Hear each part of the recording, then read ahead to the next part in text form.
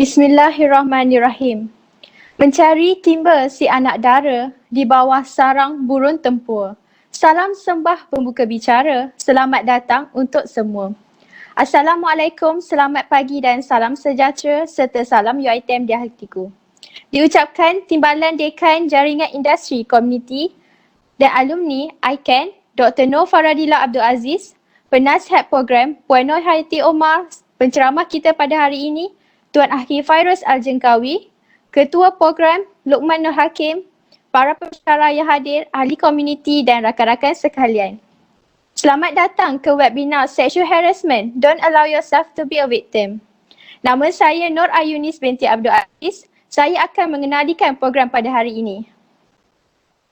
Sebelum majlis bermula, tidak lengkap kiranya tanpa bacaan doa agar program kita berlangsung dengan jayanya. Dijemput Saudara Izzat Aizuddin bin Abdul Rahman untuk membacakan doa.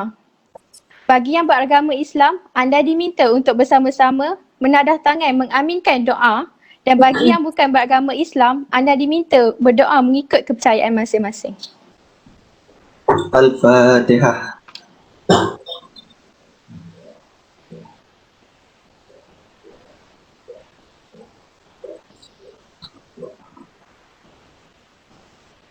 Bismillahirrahmanirrahim. Alhamdulillahirabbil alamin. Wassalatu wassalamu ala asyrafil anbiya'i wa mursalin wa ala alihi wa sahbihi ajma'in. Ya Allah, ya Rahman, ya Rahim. Hanya padamu sahaja kami panjangkan kesyukuran atas segala rahmat dan berkat-Mu. Bersempena dengan majlis pada hari ini, kami mohon inayah dan taufik-Mu. Kurniakanlah kesejahteraan dan kebahagiaan kepada kami.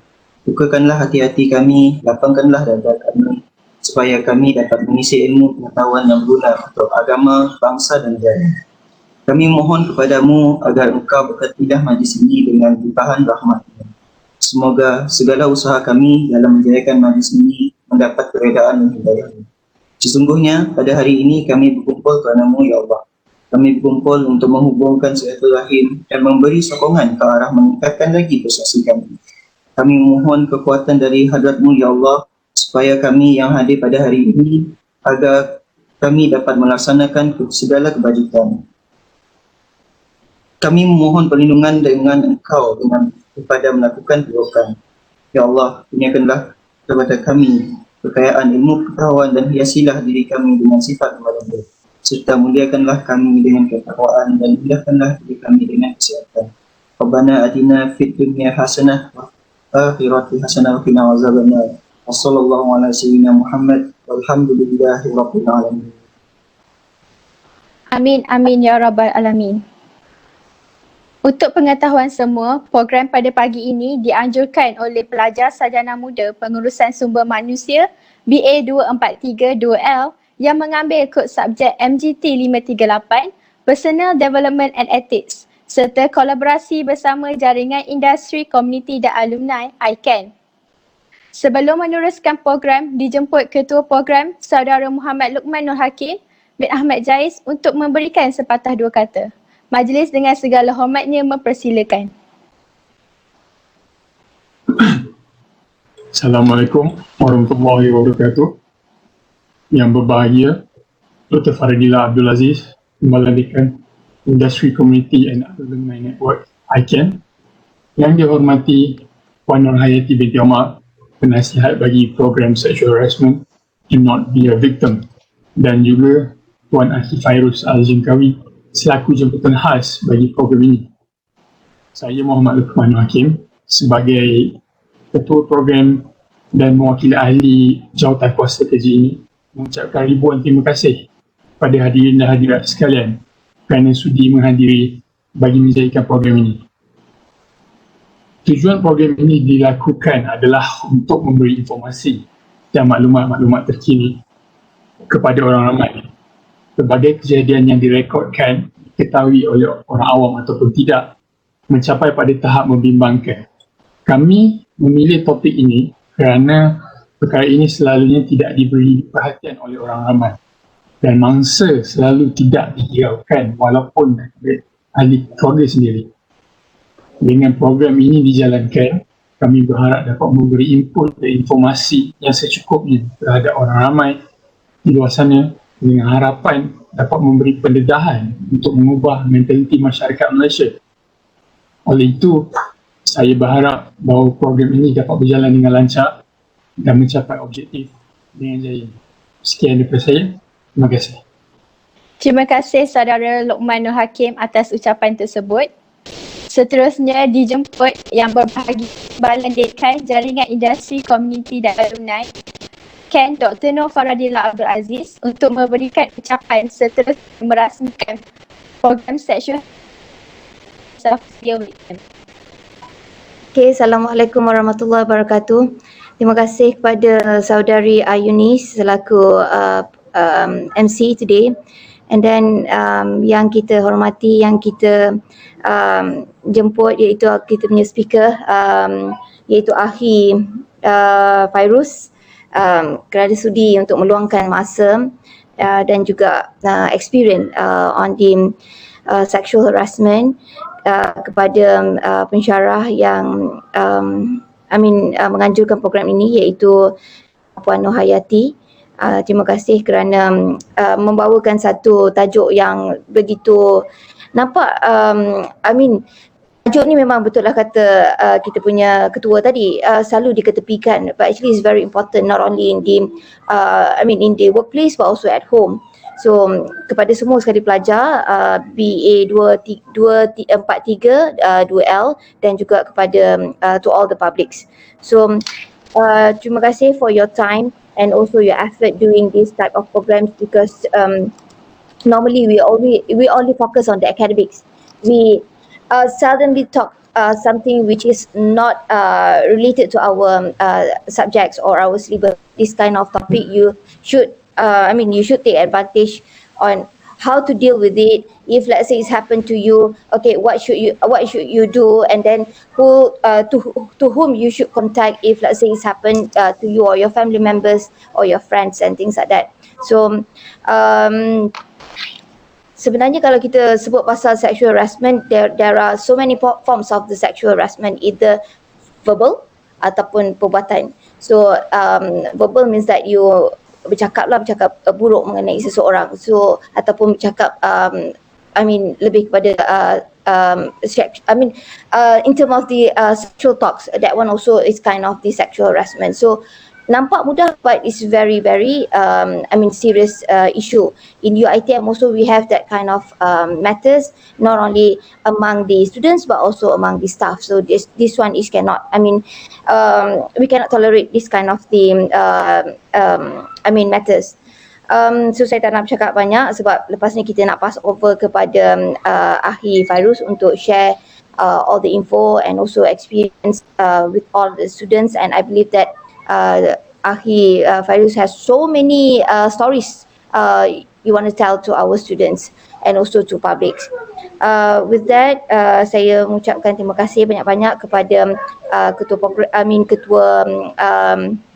untuk aktiviti ini, saudara Luqman, kepada pensyarah Puan Nur Hayati, pada Akhi Fairuz sendiri kerana meluangkan masa, dan seluruh warga UiTM. Dengan ini saya dengan lafaz Bismillahirrahmanirrahim saya merasmikan program untuk pagi ini. Terima kasih. Terima kasih dengan penuh perhargaan diucapkan kepada Dr. Nur Faradillah atas kesudian merasmikan program pada hari ini. Sebelum saya menyerahkan program kepada Tuan Penceramah kita hari ini, izinkan saya memperkenalkan sedikit tentang biodata beliau. Nama diberi Muhammad Fairuz bin Abu. Beliau merupakan pengurus operasi, speaker, MFA Smart Training and Konsultasi. MFA STC adalah sebuah konsultan yang dibangunkan oleh Tuan Muhammad Fairuz sendiri dalam usaha menyebarkan ilmu berkaitan pendidikan seksualiti, isu jenayah seksual kanak-kanak, parenting skill serta motivasi. Apa khabar Tuan? Sihat? Tes. Boleh dengar suara saya? Boleh. Okey, sihat Alhamdulillah. Saya pertama kali guna Webex, jadi saya pun tak berapa familiar. Itu yang kita cari. Kami dengar dengan jelas. Okey, baik. Tanpa melengahkan lagi masa, kita terus ke program kita bersama Tuan Aki. Seiring dengan tajuk program kita hari ini, Don't Allow Yourself to be a Victim. Jangan benarkan diri anda menjadi mangsa. Jadi Tuan, apakah yang dimaksud dengan mangsa gangguan seksual ni? Sebab Kalau kita tengok sebenarnya mereka ni tak sedar, mereka ni adalah mangsa ke pernah menjadi ke. Jadi boleh Tuan terangkan sikit. Baik, bismillahirrahmanirrahim. Assalamualaikum warahmatullahi wabarakatuh. Saya ucapkan terima kasih pada pihak penganjur yang menjemput hari ini, doktor, para pensyarah, sahabat-sahabat yang bersama hari ini daripada UiTM ataupun rakan-rakan daripada Twitter lah yang follow saya dan juga pihak penganjur. Sebelum kita nak bercerita tentang bagaimana sexual harassment boleh berlaku, apakah benda yang kita boleh halang supaya kita tak jadi mangsa, ada eloknya sebenarnya kita nak mencari sebenarnya apa sebenarnya definisi bagi sexual harassment ataupun gangguan seksual. Kalau dalam bahasa Melayu dia tak banyak, dia ada pencabulan, dia ada rogol, seks luar tabi'i, gangguan seksual. Tapi term in English dia lebih spesifik. Dia ada rapes, dia ada molest, dia ada sexual harassment dan beberapa lagi perkataan yang tidak ada dalam bahasa Melayu tapi dalam bahasa Inggeris dispesifikkan lagi. Jadi bila kita cerita tentang gangguan seksual ni, yang kita nampak adalah individu dewasa, tiba-tiba ada seorang individu yang lain, sama ada dia lelaki ataupun perempuan, yang datang tu dia lelaki ataupun perempuan, berbicara sesuatu perkataan yang tidak selesa untuk didengar, terutama perkataan-perkataan ataupun ungkapan yang bersifat seksual hingga menimbulkan ketidakselesaan. Jadi sebenarnya kalau kita nak dengar tentang sex harassment ni, dia terlalu banyak perdebatan yang berlaku sebab ada pihak yang betul-betul fight untuk isu ni. Ada juga yang terlalu meremehkan hingga merasakan takkanlah benda tu pun gangguan seksual. Sebagai contoh, tahun lepas ada satu kes berlaku di pejabat bila mana ada seorang wanita memanjangkan kes beliau ke mahkamah disebabkan berlaku gangguan sex harassment di pejabat oleh bos dia sendiri. Apa yang bos dia ungkapkan? Sayang. Maksudnya sebut perkataan sayang. Jadi orang yang dia memandang hanya baca berita tajuk saja, rupa-rupanya tak sangka panggil sayang pun dinisbahkan sebagai gangguan seksual, sex harassment. Jadi adalah yang komen, takkan itu pun sex harassment, dia bergurau je. Aku kalau orang kata sayang, aku suka lah kan. Ada yang memberikan komentar yang seperti itu. Sedangkan kalau kita baca kronologi kes, disebutkan perkataan sayang diungkapkan tu bukanlah sekali tetapi berkali-kali hingga menimbulkan ketidakselesaan. Mungkin dia hanya kata sayang sihat hari ni, tapi kalau ungkapannya tu sayang sinilah sayang, kita pun geli kalau sekali tak apa tapi berulang kali. Inilah satu benda yang kita perlu faham bila sebut tentang gangguan seksual. Dia adalah bersifat pembulian. Bully fizikal, sepak terajang, ejek mengejek, ejek fizikal, body shaming, dia digelar sebagai bully bila mana pelakuan itu berlaku secara berulang. Sebagai contoh, kalau sekali belum tentu lagi dia sebagai bully, mungkin dia terlepas cakap. Dia nampak je seorang individu tu gelap, dia panggil hitam, ataupun kau ni macam buntut kuali lah. Tapi kalau macam tu memang dah melampau sangat lah kan. Cuma nak beritahu, kalau kali pertama mungkin boleh dimaafkan. Tetapi bila pelakuan itu, perkataan, ungkapan berulang-ulang kali hingga menimbulkan rasa kurang senang, rasa ketidakselesaan, hingga menimbulkan ancaman kepada mangsa, maka ia dipanggil sebagai bully. Begitu juga dengan gangguan seksual. Gangguan seksual adalah bully yang bersifat seksual. Dia boleh berlaku kepada kanak-kanak, kepada remaja, kepada orang dewasa, termasuklah mereka yang sudah berusia. Dan bila kita sebut tentang yang selalu jadi mangsa gangguan seksual ni, kita nampak perempuan. Perempuan jadi mangsa sex harassment, perempuan. Tetapi dalam kes di Malaysia dan juga di dunia juga, lelaki pun ada yang menjadi mangsa sex harassment. Cuma lelaki kurang mereka nak tampil ke depan sebab mereka rasa malu. Rasa malu sebab dia lelaki. Kemudian kalau ada isu-isu seperti ni dipaparkan, disampaikan pada netizen masyarakat, maka yang akan lelaki ni dapat kutukan lah. Alang kau ni relax lah, chill lah, seronok lah kot orang sembang-sembang benda macam tu, orang cakap macam tu. Dia macam ada double standard yang berlaku. Dia lelaki ataupun perempuan, jika mereka menjadi mangsa sex harassment, tidak perlu ada berlaku double standard. Mereka juga perlu dibantu. Nah, sekarang ni kita ambil apa sebenarnya definisi bagi gangguan seksual. Sebenarnya gangguan seksual, sex harassment ni adalah perlakuan yang kurang disenangi, yang menggunakan kata-kata, isyarat, sentuhan daripada sudut psikologi dan juga visual, yang berunsurkan seks yang biasanya dilakukan secara berulang-ulang. Jadi yang apa saya nak beritahunya adalah ia adalah proses yang berlaku secara berulang-ulang, barulah yang dipanggil sebagai sex harassment. Sekejap saya tiba-tiba keluar ni. Your network connection is poor. Alamak, apakah yang berlaku? Sekejap Tak apa, Tai. Macam mana? Saya nak terkait when detecting network issues. Do you want to turn off self video?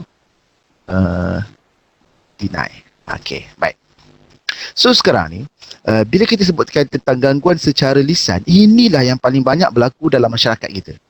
Di sekolah, universiti, tempat kerja, termasuk dalam media sosial. Ya, yang berbentuk lisan. Kalau lisan di dunia nyata ni boleh berbentuk daripada ungkapan, percakapan. Tapi hari ini yang paling banyak berlaku bila mana gangguan seksual bersifat lisan ini daripada segi tulisan. Lisan kita banyak digantikan dengan tulisan. Sebagai contoh, sebenarnya bila kita nak cerita tentang sex harassment bersifat lisan ni, dia tak dapat lari dengan double meaning, dia tak dapat lari dengan dirty jokes, dia tak dapat lari dengan rape jokes.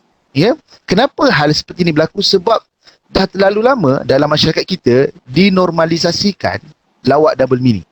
Dan dia mendapat tempat dalam industri perfilman, industri drama, industri yang dipanggil sebagai melawak di Malaysia. Hingga mereka yang mengungkapkan lawak double meaning ini dah tak rasa apa-apa.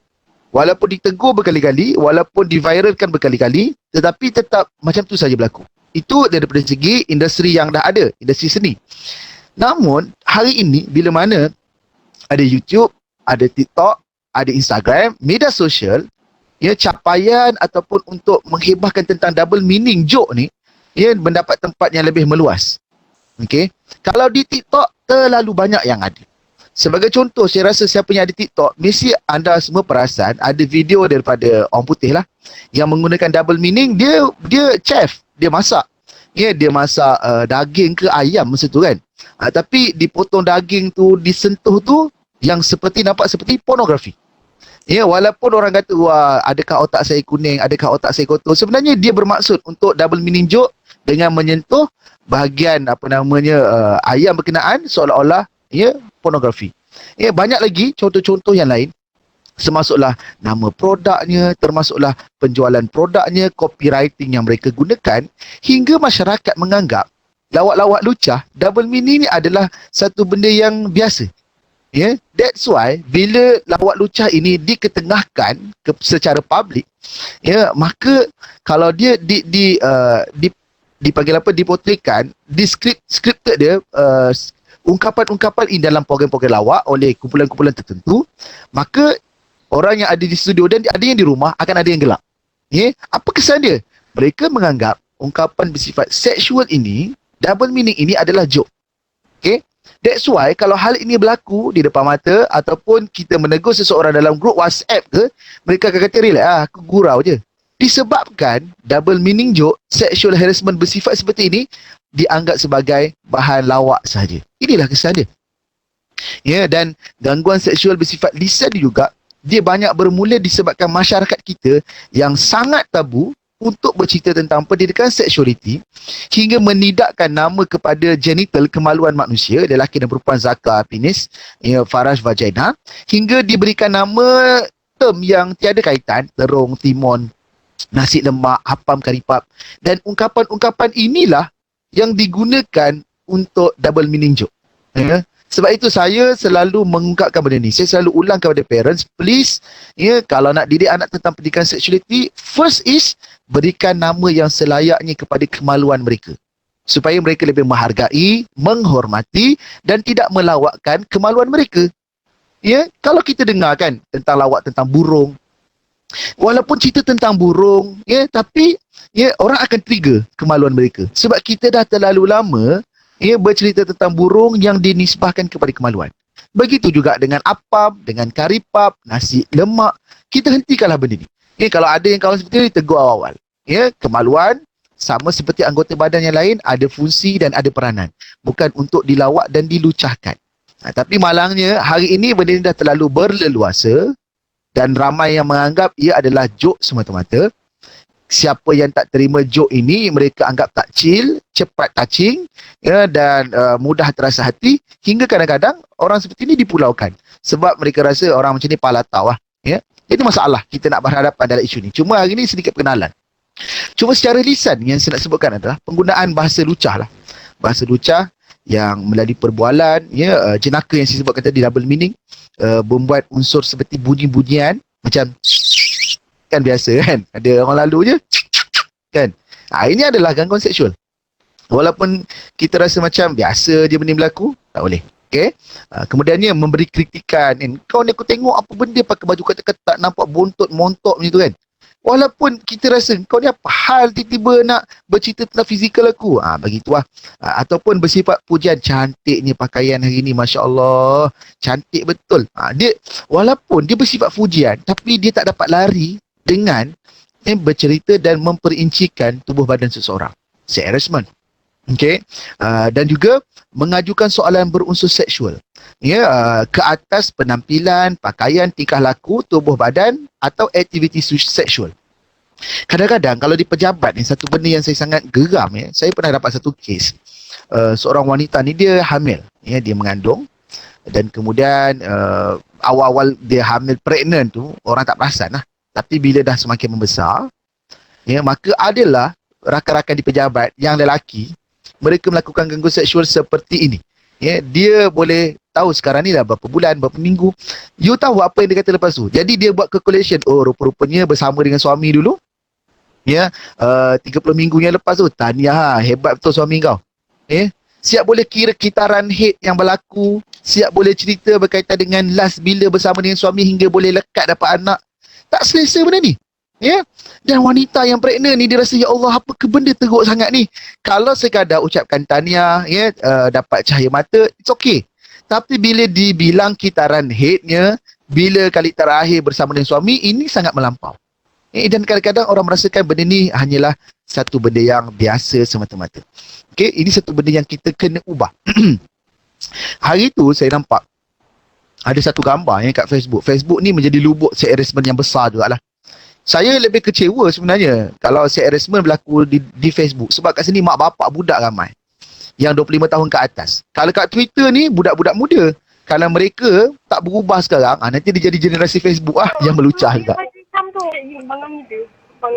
Yang tadi tu elok kan? Maafkan, boleh mute-kan suara. Apa yang berlaku tu? Okey, baik. Kita sambung. Dan bila mana hal seperti ni kita tak dapat ubah, itu yang saya sebut itu baru-baru ni ada seorang perempuan lah, dia nak cari kerja, dan kemudian dia tulis dalam satu grup di Facebook lah, dia kata siapa yang ada kerja kosong, saya nak buat kerja part time. Jadi yang komen, walaupun dia kata fokus saya nak cari kerja part time, tetapi yang komen-komen yang datang tu menakutkan. Dia kata berapa sejam? Oh, buat part time ke? Serius lah, saya nak PM sekarang. Dan yang komen tu adalah lelaki, tuan-puan. Cuba kita bayangkan, seseorang individu yang mereka ni inginkan pekerjaan untuk dah cari kerja part time, tetapi orang komen seolah-olah dia nak cari part time untuk melacurkan diri. Melampau. Dan akhirnya individu ni, dia buat report polis lah. Bila dia buat report polis, yang dia sebutkan, individu yang ada kat Facebook pun, mereka menafikan apa yang mereka buat tu adalah benda yang salah. Sebab dia kata, relax lah, kita orang buat joke, buat lawak je. Ini satu benda yang besar sebenarnya dalam masyarakat kita. Hingga berleluasanya sex harassment, terutama saya sebutkan tadi, dalam media sosial. Ini sangat menakutkan. Baik, itu gangguan secara lisan. Kemudian yang kedua, gangguan secara isyarat. Ini dia tidak bersifat ungkapan, tetapi dia pada segi isyarat. Sebagai contoh, menjeling individu tu dengan penuh pandangan, dengan terangsangnya kan. Kemudiannya dengan pandangan yang menggoda. Macam mana pandangan tu susah saya nak buat kan. Tapi kita boleh bayangkan bagaimana pandangan yang menjeling dengan pandangan menggoda, merenung, lepas tu mengintai, menjilat bibir atau menggunakan bahasa isyarat-isyarat yang lain. Kan kita tahu tangan kita ni kan selalu banyak guna middle finger, lepas tu satu tangan, lepas tu dijolokkan kepada tangan satu lagi lubang. Ini semua isyarat-isyarat yang gangguan seksual bersifat lisan yang nampak kelucahan kat situ. Saya kalau nak cerita tentang benda ni, saya kalau individu tu dah dewasa ataupun remaja, saya faham pendedahan yang dah berlaku pada mereka. Tapi kadang-kadang isyarat-isyarat lisan yang bukan lisan ni, tangan ni banyak berlaku sekarang ni di sekolah rendah kawan-kawan di sekolah rendah. Seawal darjah 1, darjah 2, tadika, ya, mereka sebenarnya, anak-anak kita hari ini, anak saudara anda, adik sepupu anda, pendedahan yang mereka miliki berkaitan dengan sex harassment ni, terlalu banyak yang mereka terdedah. Ya. Kalau mereka tak terdedah di rumah, mereka terdedah melalui internet, YouTube, melalui kawan-kawan mereka. Ya, sehingga kan kalau nak tunjukkan tentang jari tengah ni, saya jumpa dengan budak darjah 1 pun dah ada tunjuk jari tengah. Sebut perkataan FUCK berkali-kali pun dah biasa saya dengar budak-budak darjah 1. Hingga sampai satu program, ya, bila saya tanya pada pelajar, apa dia perkara-perkara yang awak rasa maksiat yang berlaku dalam masyarakat. Ini program dengan budak darjah 3, darjah 4. Jadi ada yang sebut tentang rogol, ada yang sebut tentang kunyit, serai. Ya, tiba-tiba ada seorang budak lelaki yang disebut apa saya lupa, aiskrim ke apa satu term yang saya tak pernah dengar, tapi tiba-tiba dia sejerit kuat-kuat kan. Saya kata, apa benda yang awak maksudkan? Jadi dia buat macam itulah. Alah bang, takkanlah abang tak tahu, dia buat jari macam ni, dia jolok-jolok macam ni. Ya. Minta maaf saya kena tunjukkan ni sebab ini realiti adik-adik kita. Yang melakukannya ni budak darjah 4. Dan bila budak darjah 4 lakukan seperti ni, memang melampau. Saya on the spot, saya akan terus tegur, akan warning terus lah. Sebab kadang-kadang adik-adik kita ni, dia tak sedar hal seperti ni adalah benda yang salah. Sebenarnya, salah satu kesan daripada media sosial ni, budak-budak yang bawah umur ni, mereka tidak dapat menapis perkataan, perlakuan, ungkapan yang baik ataupun tidak. Jadi, dia menjadi ungkapan harian mereka. Apatah lagi parents tak influence dengan adab, dengan akhlak, dengan ungkapan yang baik. Dan mereka terlalu banyak ya influencer yang mereka follow tu di Instagram, ya, di dalam YouTube, hingga mereka ikut yang ke situ membentuk percakapan komunikasi mereka seharian. Ini yang kita perasan ya. Kita perasan tak kadang-kadang kat YouTube ke, kat Instagram ke, sebagai contoh ML Studio kan platform sesiapa saja boleh update tulisan ke, bukan tulisan, video kan. Kalau kita tengok komen-komen, yang banyak tu adalah budak-budak sekolah. Memang banyak yang melampau dan tidak beradab. Ini sebagai contoh budaya SIM kan. Speaker perempuan tu cerita tentang alam sekitar. Speaker perempuan cerita tentang bahasa Perancis. Speaker perempuan bercerita tentang pengalaman di Morocco. Tapi komen-komen kat bawah banyak yang SIM lah. Ya, yang nakal-nakal, yang bodoh, yang bercerita tentang seksual, yang bercerita tentang macam mana nak meminang awak. Ya. Dia tidak langsung mengambil kira konten yang disampaikan. Ini pun satu budaya yang banyak berlaku pada hari ini. Ya. Kenapa saya nak ceritakan tentang ML Studio tadi? Sebab kesan daripada pemikiran, ungkapan yang difahami oleh budak-budak sekolah ni membuatkan mereka ni ya, mudah mengungkapkan perkataan-perkataan yang jelek yang kita dulu tak sebut benda ni. Sebagai contoh, macam saya kan botak kan. Kalau saya video-video di ML Studio je, budak-budak yang kadang-kadang saya tengok budak ni bukan budak sekolah menengah pun, baru darjah 6, darjah 5. Okey botak, ya. Walaupun saya tak kisah dia panggil botak, kalau korang budak universiti panggil saya abang botak ke, saya tak ada masalah.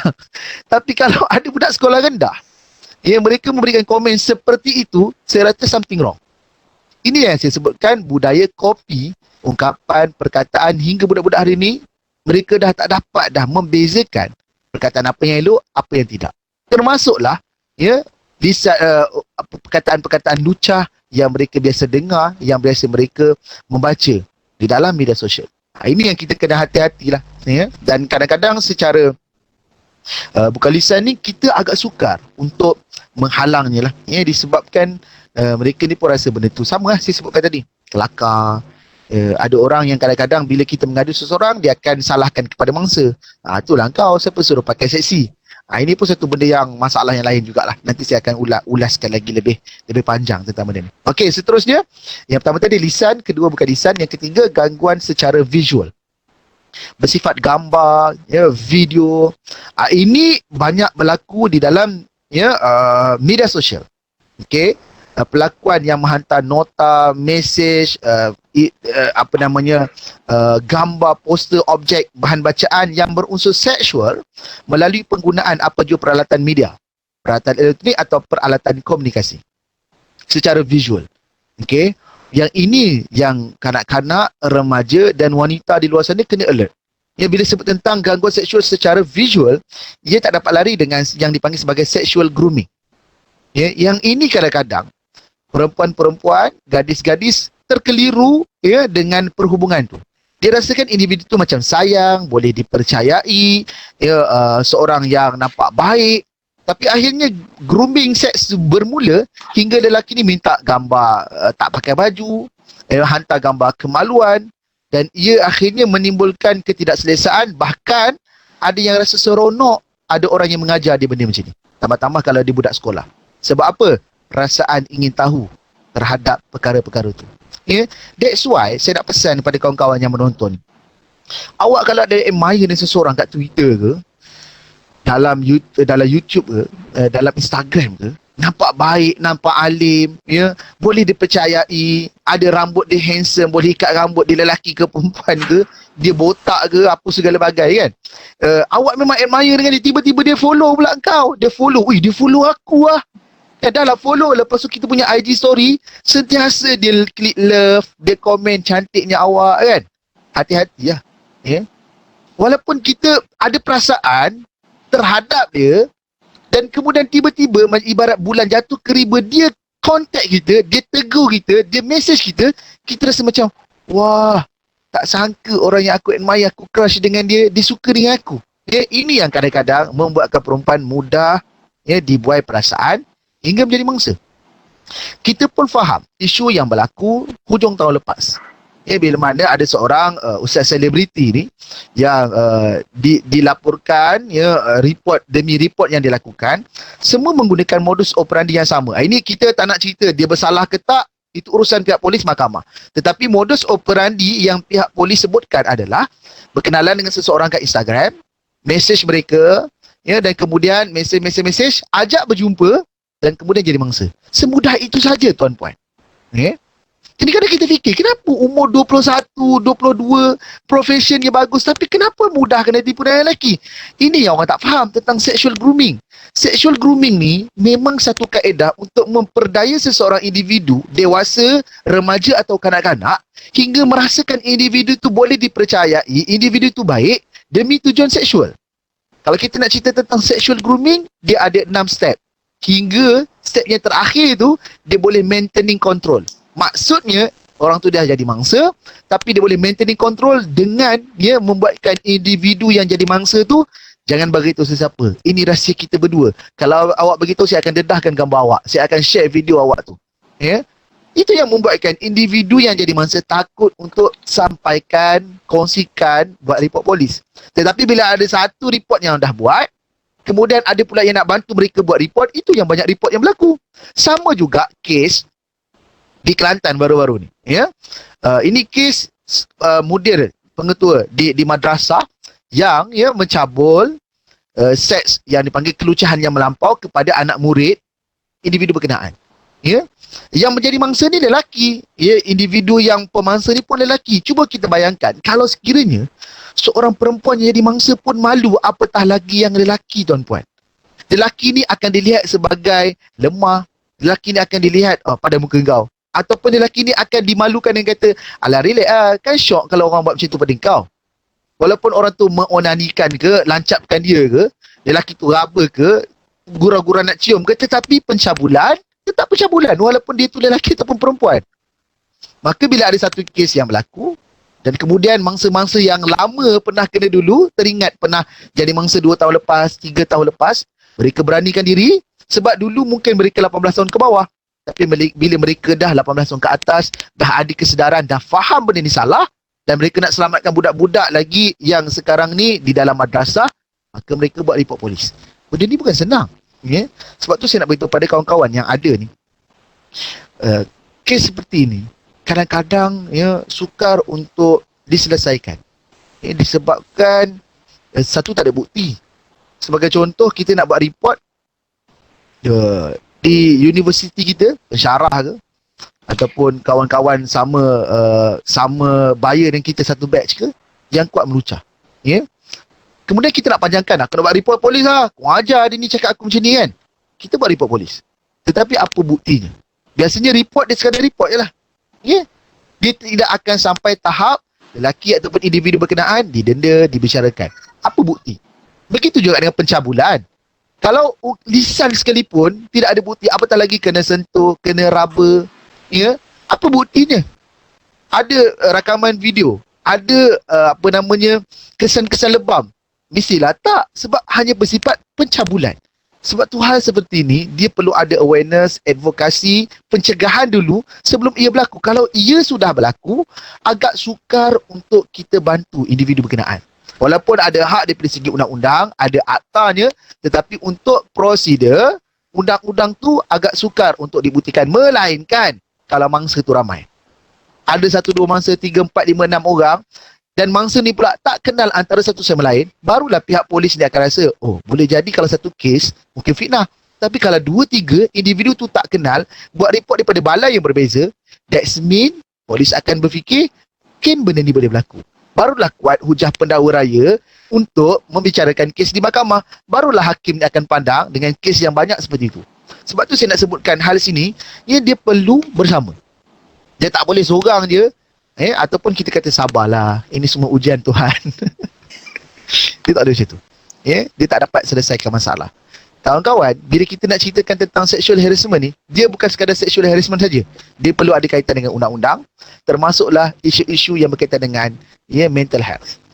Sexual harassment juga, dia membawa kepada individu dewasa pada hari ini ataupun remaja yang alami depression, yang alami trauma, yang alami berbagai lagi masalah yang lain. Disebabkan dia menyimpan perasaan, ketakutan, marah, jijik tu daripada zaman kanak-kanak hingga tak bagi tu pada sesiapa, membuatkan zaman dewasa dia mengalami trauma dan depression. Ini satu benda yang semua orang kena faham. Sebab itu ini adalah tugas kita bersama. Mahasiswa, you kena ke depan benda ni. Yang pandai buat video, buat video. Yang pandai buat bercakap, sampaikanlah di mana-mana platform yang ada. Yang pandai menulis, tulislah. Ini perlu jadi agenda pihak mahasiswa-mahasiswi yang ada di mana-mana IPT lah. Okey, yang keempat, gangguan secara psikologi. Ini perbuatan cuba merapati secara seksual, mendorong, mendesak, mengugut, memujuk rayu bagi memenuhi keinginan seksual. Sama ada melalui WhatsApp, email, media sosial dan sebarang bentuk peralatan komunikasi yang menimbulkan tekanan emosi dan mental. Sebagai contoh, dia mesej kan, ajak keluar berkali-kali. Jom ajak keluar, boleh bincang bisnes. Jom kita keluar, aku belanja kau. Jom keluar. Ini sebenarnya menimbulkan ketidakselesaan. Tetapi ada perempuan kadang-kadang, bila benda tu dah selalu di mesej, dia percaya pada orang tu berkali-kali, akhirnya rasa biasa. Kita kena alert tentang bagaimana gangguan ini boleh berlaku. Okay? Dan yang terakhir, gangguan secara fizikal. Ini satu benda yang lagi jelas lah. Kalau bersifat lisan, percakapan, mungkin kita boleh ignore lagi. Bersifat bukan lisan, kita mungkin kata, stop, ajar kau. Kita boleh balas lagi. Okay, gangguan secara visual, kita boleh lagi untuk block orang tu, kita boleh buat report polis. Gangguan secara psikologi juga sama yang seperti saya sebutkan. Tapi kalau gangguan secara fizikal, ia melibatkan touch pada bahagian tubuh badan.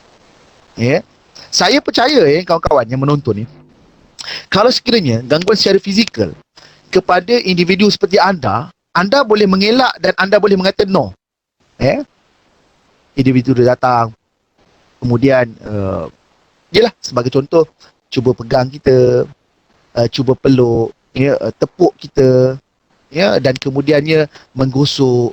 Tak kisahlah gosok bagaimana sekalipun, mencubit ke, mencium, meraba sehingga kita ni rasa macam tak senang dengan pelakuan tu, sex harassment lah.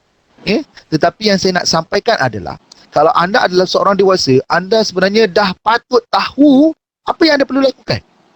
Saya kalau kanak-kanak dan remaja yang menjadi mangsa gangguan seksual bersifat fizikal, ada kaedahnya lah. Tetapi kalau dah dewasa, you ada mulut untuk bercakap, untuk berkata tidak, dan untuk memberi warning supaya orang tu tak lakukan lagi benda tu. Tapi kalau kanak-kanak sukar. Sebab tu kalau yang ada orang dewasa yang bekerja di pejabat, mahasiswa, hal seperti ini berlaku, anda kena berani berkata tidak. Kena berani berkata tidak, say no. Apa yang kau buat ni? Benda ni salah. Kena tegas dalam isu seperti ini. Jangan, jangan, tak payah, jangan. Kau ni tak suka macam ni. Apa benda macam tu? Walaupun kita kata kita tak suka, tapi kita kena firm, kita kena tegas. Sebab individu tu Sebenarnya saya nak beritahu pemangsa yang melakukan gangguan seksual secara fizikal, mereka berani sampai ke tahap itu sebab anda bukanlah mangsa pertama yang dilakukan seperti itu. Ya. Sebab tu saya nak beritahu, kalau yang bersifat fizikal hingga sampai pencabulan, hingga sampai tahap ke arah rogol ni, ya, dia tidak akan berlaku secara tiba-tiba kecuali melainkan dia telah melakukan pada banyak orang sebelum tu. Ya. Sebab itu dia pandai untuk menggunakan kaedah supaya individu tu tak berani nak beritahu orang lain. Rasa takut, rasa bersalah pada diri dia. Tapi kalau untuk kanak-kanak yang 18 tahun ke bawah, gangguan seksual secara fizikal ni dia tak dapat lari dengan sentuhan selamat, sentuhan tak selamat, sentuhan tak selesa. Saya cerita teruslah pada kawan-kawan sebab mungkin anda pun perlu tahu benda ni. Ya. Sentuhan tak selamat dia adalah sentuhan yang berlaku kepada private part. Okey, private part ini kita jangan hanya ingat genital, tetapi private part manusia ada 5. Okey, yang pertama mulut, bibir. The second is dada, breast, chest, payudara, dada, lelaki dan perempuan. Yang ketiga, kemaluan, genital, zakar ataupun faraj. Okey, yang keempat, peha dan celah-celahnya. Okey, peha. Yang kelima, punggung. Okey, kelima-lima private part ni adalah kawasan hotspot yang kalau berlaku sentuhan kepada bahagian itu, ia adalah pencabulan, sex harassment. Walaupun yang sentuh itu adalah bapa saudara, abang ipar, pakcik, cikgu, ustaz, pensyarah, kawan sama batch, sesiapa saja, dia adalah pencabulan. Sebab itu kalau saya cerita benda ni, maka ramailah yang akan teringat memori zaman kecil. Aku pernah kena cabul lah dulu. Aku pernah kena cabul kat rumah. Benda ni yang saya risaukan sebab dia akan membuatkan seorang trigger pengalaman silam mereka. Tapi hal seperti ni, kesedaran tu semakin banyak. Bila mana mereka tahu aku pernah jadi mangsa, bila mereka berkahwin, mereka protect anak mereka sungguh-sungguh. Ingat sentuhan kepada 5 tempat tadi. Kadang-kadang ada ibu bapa, ada masyarakat yang suka sangat kalau marah anak, dia cubit pada bahagian peha. Cubit. Walaupun cubit bukanlah sentuhan yang boleh mengakibatkan merangsang seksual, tetapi peha bukan tempat untuk didera seorang kanak-kanak. Okey, tidak dibenarkan. Walaupun sentuhan itu dikata saya bukan meraba dia, tapi tak boleh. Dan paling malang sekali adalah banyak-banyak private part tadi, ada satu bahagian ni yang selalu sangat disentuh, dipegang, ditampar oleh kawan-kawan kita. Itulah punggung, bontot kita. Benda ni tak dapat lari tuan-puan. Yang duduk asrama dulu memang banyak kes-kes macam ni kan. Tampar bontot kawan, tepuk, berhenti, sentuh macam tu bontot kawan. Kawan tengah tunduk buat macam ni, pak. Macam-macam. Bila sebut punggung, memang macam-macam orang akan nampak. Inilah yang kadang-kadang kita terlepas pandang. Bila mana kita dah panggil apa, dah rasa biasa tentang menyentuh punggung, itu yang kita takutkan dia akan pergi lebih jauh lagi. Walaupun sama jantina, no, a bit no, tak boleh. Yang saya takut bila bab punggung ni diremehkan, itu yang kadang-kadang kat asrama tidur satu katil dengan kawan, dilagakan kemaluan pada bontot kawan, disentuh-sentuh bahagian kemaluannya, disebabkan mereka tak rasa dia adalah salah satu kesalahan. Ingat hal ini terpakai kepada sesiapa saja yang kepada individu dewasa, apatah lagi kanak-kanak itu sendiri. Okey. Yang kedua, sentuhan lupa saya. Sentuhan tak selamat tadi, ia boleh dipegang pada anggota badan itu melainkan untuk tujuan perubatan saja. Sebagai contoh, nak bersunat, budak lelaki nak bersunat, mestilah doktor kena sentuh bahagian tu. Janganlah budak tu kata, no doktor, jangan sentuh saya, doktor jangan cabul saya kan. Dia untuk tujuan perubatan boleh, tak ada masalah. Sakit dada ke, boleh, tidak ada masalah. Itu ada dia punya pengecualian lah. Okey. Yang kedua, sentuhan yang dipanggil sentuhan tak selesa. Sentuhan tak selesa ni, ingat, ini pun sex harassment pada anda yang dewasa pun kena tahu. Sentuhan tak selesa, dia tidak menyentuh kepada private part, tetapi dia menyentuh anggota badan selain private part. Bagi contoh, tangan, bahu, pipi, telinga, betis, anggota badan yang lain lah. Tetapi sentuhan yang berlaku itu menimbulkan ketidakselesaan kepada individu berkenaan. Sebagai contoh, telinga. Kalau tak pegang telinga, pulas telinga, kita rasa macam kena cabul lah. tak kan. Tetapi kalau telinga tu disentuh begini, disentuh, lepas tu dijilat telinganya, leher, ya. Kalau ada orang urut leher belakang, urut leher, tidak ada masalah. Tapi kalau disentuh, dibelai, dicium bahagian leher, tak betul. Sebab tu kanak-kanak, orang dewasa perlu dijelaskan benda ni. Termasuklah tangan. Kalau tangan salam balik kampung dengan bapa saudara ke, dengan sesiapa, salam macam ni, tak ada masalah. Tapi salam disentuh begini, ditarik sampai ke sini, something wrong. Sama juga peluk. Ya, ada orang kalau sentuh bahu macam ni, tepuk-tepuk macam ni okey. Tapi peluk sambil gosok macam ni, tak selesa. Sebagai contoh juga, peluk balik kampung, atuk peluk belakang kita, gosok macam ni. Okey? Tapi kalau gosok belakang sampai turun ke bawah, tak boleh. Okay? Kadang-kadang budak-budak ataupun kita ada relatif atas dasar keluarga, kita tak tahu nak menolak macam mana. Sedangkan walaupun dia tu siapa, dia selalu pergi masjid ke, imam ke, ustaz ke, siapa-siapa, tapi bila dia cross the line dan melampaui batas yang melibatkan sentuhan sampai ke tahap itu, you must say no. Itu kalau anda dewasa. Kalau kanak-kanak, macam mana mereka nak menghalang benda ni, tuan-puan? Sebab tu kanak-kanak, mereka ni tak tahu nak buat apa. Kalau tidak diajar untuk menjerit, no. Jerit, lari menyelamatkan diri. Beritahu, yell, run, tell. Kalau tak diterapkan, itu yang budak-budak ni akan cepat mudah menjadi mangsa daripada zaman kanak-kanak mereka. Okay? Jadi kita yang dah dewasa ni, kita kena faham benda ni. Kita kena protect seramai mungkin kanak-kanak yang ada di sekeliling kita, adik-beradik kita, anak saudara kita, sepupu kita, anak kita suatu hari nanti, protect awal. Ya? Sebab itu saya selalu tekankan benda ni, pendidikan seksualiti perlu disampaikan oleh mak ayah daripada budak tu masih lagi kecil. Lagi cepat anak faham, lagi mudah untuk kita ajar tentang pendidikan seksualiti. Bukan ajar tentang hubungan seksual, tapi itulah private part, sentuhan selamat, sentuhan tak selamat, sentuhan tak selesa, apa parents kena buat kalau hal itu berlaku. Ada talian kasih 15999, ada bukti ya, kalau ada berlaku sexual grooming, ada orang hantar pornografi, ada orang groom anak tentang benda-benda seksual, boleh screenshot, buat report polis, buat report SKMM. Benda macam ni boleh berlaku. Termasuklah kawan-kawan yang sudah berusia dewasa. Apa dia? Sama lah. Screenshot, cari maklumat siapa yang menghantar benda-benda yang lucah ni, boleh buat report polis ataupun SKMM. SKMM ni, anda boleh pergi ke laman web mereka, MCMC, Suruhanjaya Komunikasi Multimedia Malaysia. Ada bahagian aduan. Kita boleh buat report kat situ. Okay? Begitulah yang saya boleh sampaikan berkaitan dengan gangguan seksual yang sebenarnya dia terlalu banyak yang berlaku dalam masyarakat kita. Ya, dan saya sangat puji penganjuran program pada hari ini supaya kita lebih alert benda ni, pencerahannya tu boleh sampai pada kita dan kita sampai pada orang lain. Saya serah kembali kepada kita punya MC. Panjang ni saya jawab soalan ni. Tadi Tuan ada cakap hubung kait di antara pendidikan seksualiti sejak kanak-kanak sebenarnya dapat membantu mereka, sebab kalau kita lihat sebenarnya dia orang tak sedar yang mereka kena menjadi mangsa ke atau predator sendiri. Diorang pun tak sedar yang diorang sebenarnya pemangsa.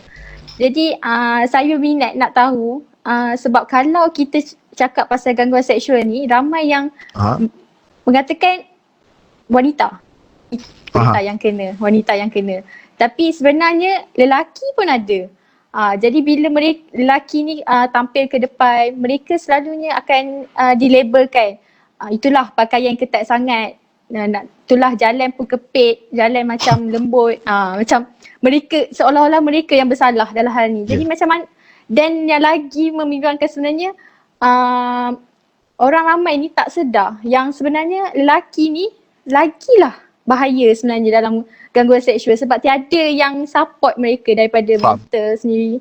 Jadi macam mana Tuan nak bagi orang ramai untuk mengubah persepsi sendiri pasal mengenai isu ini? Pasal lelaki. Saya kalau macam mana kita nak fahamkan masyarakat tu adalah kita kena menukar balik soalan tu adalah bagaimana cara ataupun siapa yang sepatutnya menyampaikan hal-hal seperti ini kepada masyarakat supaya benda itu mencapai kepada semua golongan. Ya, kita sebagai orang yang biasa, mungkin ada lebih follower berbanding orang lain, mungkin capaiannya itu sampailah kepada individu yang sepatutnya. Tetapi kalau daripada sudut undang-undangnya, daripada sudut pembelaan kepada mangsa, siapa sebenarnya yang lebih layak untuk menyampaikan benda ni? Saya kalau nak cerita benda ni, orang akan mula menuding jari yang akan salahkan kementerian tu, akan salahkan menteri ni, akan salahkan Jabatan Agama, akan salahkan kursus kahwin. Betul ada salah lah beberapa part itu. Tetapi yang kita nak sampaikan kat sini adalah yang dapat mengubah semua ini adalah daripada segi pendidikan itu sendiri. Pendidikan, ya, dia bila sebut tentang pendidikan, kita jangan hanya nampak sekolah saja. Di situ ada universiti, ada politeknik, ada IPTA, ada IPTS, ada rumah. Sebab rumah adalah sekolah pertama bagi anak-anak. Bila kita nak selesaikan masalah seperti ini, lelaki kerja di mangsa, perempuan kerja di mangsa, dia perlu sinergi bersama, terutama daripada segi masyarakat, komuniti setempat, pihak masjid, ya, negeri, negara. Barulah benda tu boleh diubah dalam tempoh masa 10 ke 20 tahun akan datang. Kalau kita hanya bercerita secara dasar lelaki kenapa jadi mangsa, lepas tu siapa nak support mereka, dia hanya sekadar jadi perbincangan tetapi tidak akan ada action yang berlaku. Apa yang perlu, yang boleh dibuat adalah, ya, perlu ada individu, ya, saya dah selalu bercerita benda ni, tetapi kita perlu lebih ramai lagi. Ya, untuk bagi tu pada lelaki yang di mangsa, mereka tidak kesorangan, ramai yang sudi bantu mereka, dan mereka perlu tahu untuk menghubungi aktivis yang mana boleh membantu mereka ataupun NGO. Saya macam ni, saya lebih kepada awareness, advokasi. Sebelum hal itu berlaku, saya boleh kongsikan. Tetapi kalau dah jadi mangsa, saya bolehlah guide sikit-sikit. Tetapi kalau benda tu dah terlalu susah nak dikendalikan, dah melibatkan jenayah yang bersifat pecah bulan, jenayah yang bersifat rogol, liwat, biasanya saya akan serahkan pada sahabat saya. Seorang aktivis yang semua orang kena follow dia, nama dia Syed Azmi. Tuan Syed Azmi. Okay? Tuan Syed Azmi ni memang dah bantu beribu-ribu kanak-kanak remaja yang ada kat luar, yang hamil luar nikah. Yang mereka ni dicabul, yang mereka ni dirogol, mereka ni diliwat. Termasuklah membantu individu yang berada dalam kesusahan, kemiskinan. Beliau sangat banyak bantu. Kalau kita nak dapat inspirasi untuk membantu masyarakat, tolong follow individu yang banyak menolong masyarakat. Supaya beri inspirasi kepada kita. Nah, berbalik kepada lelaki-lelaki ini, ya, apa yang kita boleh buat adalah, ya, yang sekarang, yang sudah jadi mangsa tu agak sukar untuk kita membantu mereka kalau mereka tak sudi dibantu. Itu satu perkara lah.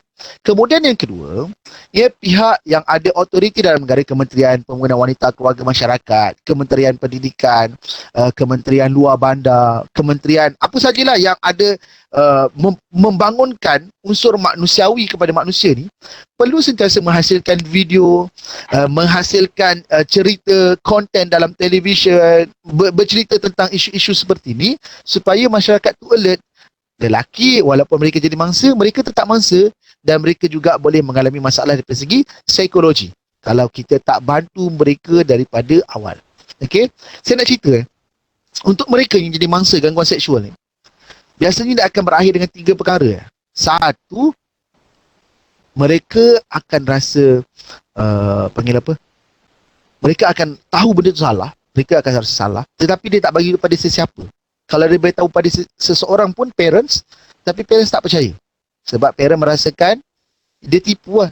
Yelah, orang kadang-kadang yang buat gangguan seksual ni adalah orang yang dipercayai dalam masyarakat. Nampak baik, rapat pula dengan mak bapak kita. Dia seorang cikgu ke? Dia mengajar orang ke? Bayangkan, bila ada individu kanak-kanak, anak begitu pada parents, orang ini telah cabul saya, dia sentuh bahagian ni. Biasanya mereka tidak akan percaya pada budak-budak. Sebab dia rasa mereka cerita. Itu mungkin dulu, tapi saya harap mak bapak hari ni tak macam ni lah. Okey. Bila seorang budak-budak percaya kepada orang lain, ibu bapa, cikgu ke sesiapa saja, bercerita benda ni tetapi dinafikan cerita itu dengan menganggap budak ini mereka cerita, maka budak ini akan menyimpan perasaan marah, dendam, takut, trauma. Dan saya takutnya adalah, budak ini akan alami stres dan depression. Ini yang banyak berlaku. Nak beritahu takut, orang tak percaya. Nak cerita kat orang, takut dia disalahkan. Nak cerita, orang takkan rasa macam benda tu reka cerita. Akhirnya disimpan cerita, perasaan itu sampailah ke hari ini. Kesian. Yang kedua, yang sama juga, dia begitu pada parents, begitu pada parents, dan kemudian parents dia ni agresif, bukan agresif, proaktif. Ya, terus tanya dapatkan kes, lepas tu tanya bagaimana yang disentuh. Ya, lepas tu siap rakam lagi video bagaimana anak dia cerita pelakuan tu berlaku kat mana. Kemudian bawa anak dia buat report polis. Ya, bantu sokongan emosi kepada anak. Kemudian guide anak untuk dibawa ke hospital, ditahan di ward. Ya, untuk dapatkan sampel-sampel yang ada pada tubuh badan, pencabulan ke, rogol ke, liwat ke. Dan akhirnya anak ini akan dirujuk kepada psikiatris. Ya, psikiatris kanak-kanak untuk dapat rawatan daripada segi psikologi, psikoterapi. Jadi potensi untuk anak ini melupakan pengalaman silam walaupun benda tu dah berlaku, tetapi untuk dia move on, untuk dia lebih hebat lagi selepas tu, untuk dia tidak mengalami depression adalah besar. Ya, tetapi tak ramai ibu bapa yang akan fight untuk hal seperti ini. Sebab ia melecehkan, ibu bapa tak faham, ibu bapa merasakan nanti budak tu akan lupa lah. Sebenarnya tak. Tanyalah pada kawan-kawan kita yang pernah jadi mangsa sexual harassment masa zaman kanak-kanak. Umur dia 20 ke, 30 ke, 40 tahun ke.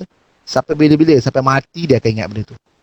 Sebab tu, masa bukanlah penentu kepada orang tu akan lupa masalah seperti ni. Ya, dia mangsa tiba-tiba orang kata sabarlah, nanti kita akan lupa. No, tidak akan lupa benda tu.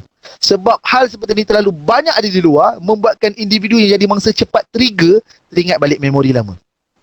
Ini yang kadang-kadang ibu bapa tak faham.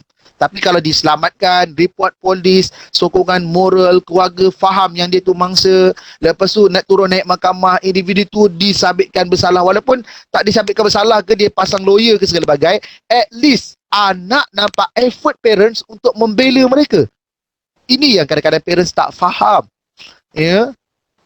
Kalau sekiranya anak dah beritahu dah, lepas tu kemudian parents tak, tadi saya cerita tadi depression kan, tapi yang satu lagi tahap, dia dah beritahu tapi parents ketepikan, ya, maka budak tu dia akan rebel. Dia akan rebel dan dia akan jadi lebih teruk lagi.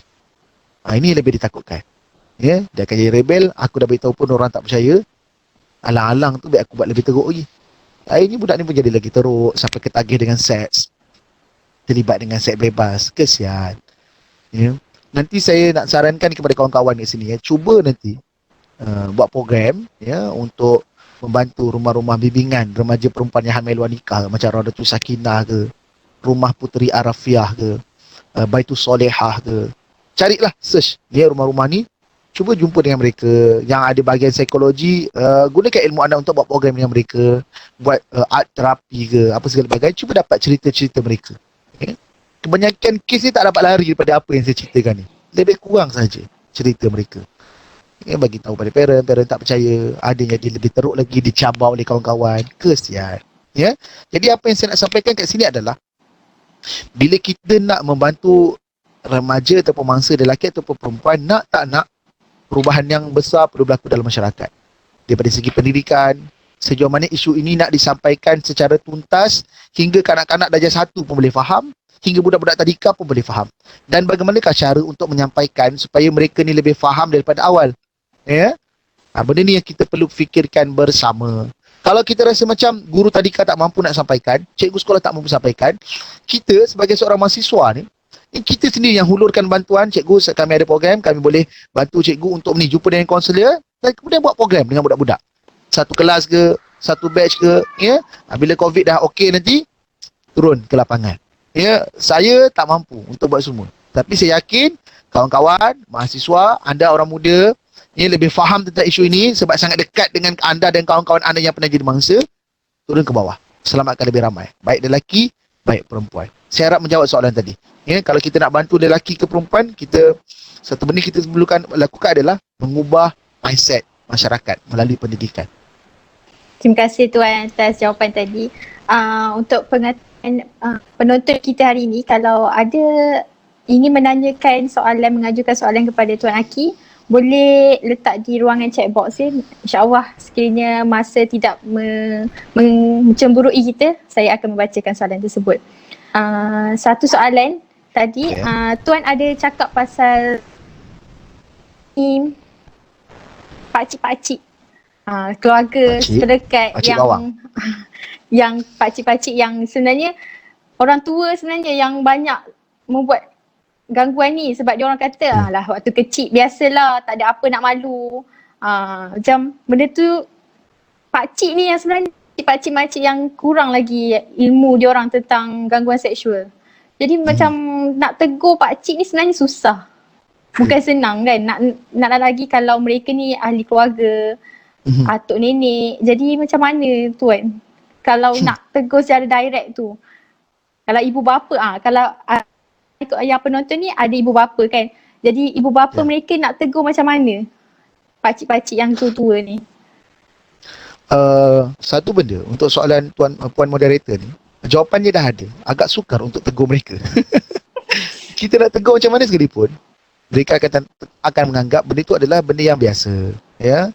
Jadi yang kita dapat buat adalah kena menegur on the spot, ya. Maksudnya sebagai contoh, ya, bila mereka tu macam nak menyentuh ke ataupun mula mengungkap perkataan-perkataan yang berunsur seksual, yang kita boleh buat adalah tinggalkan tempat tu lah, ya.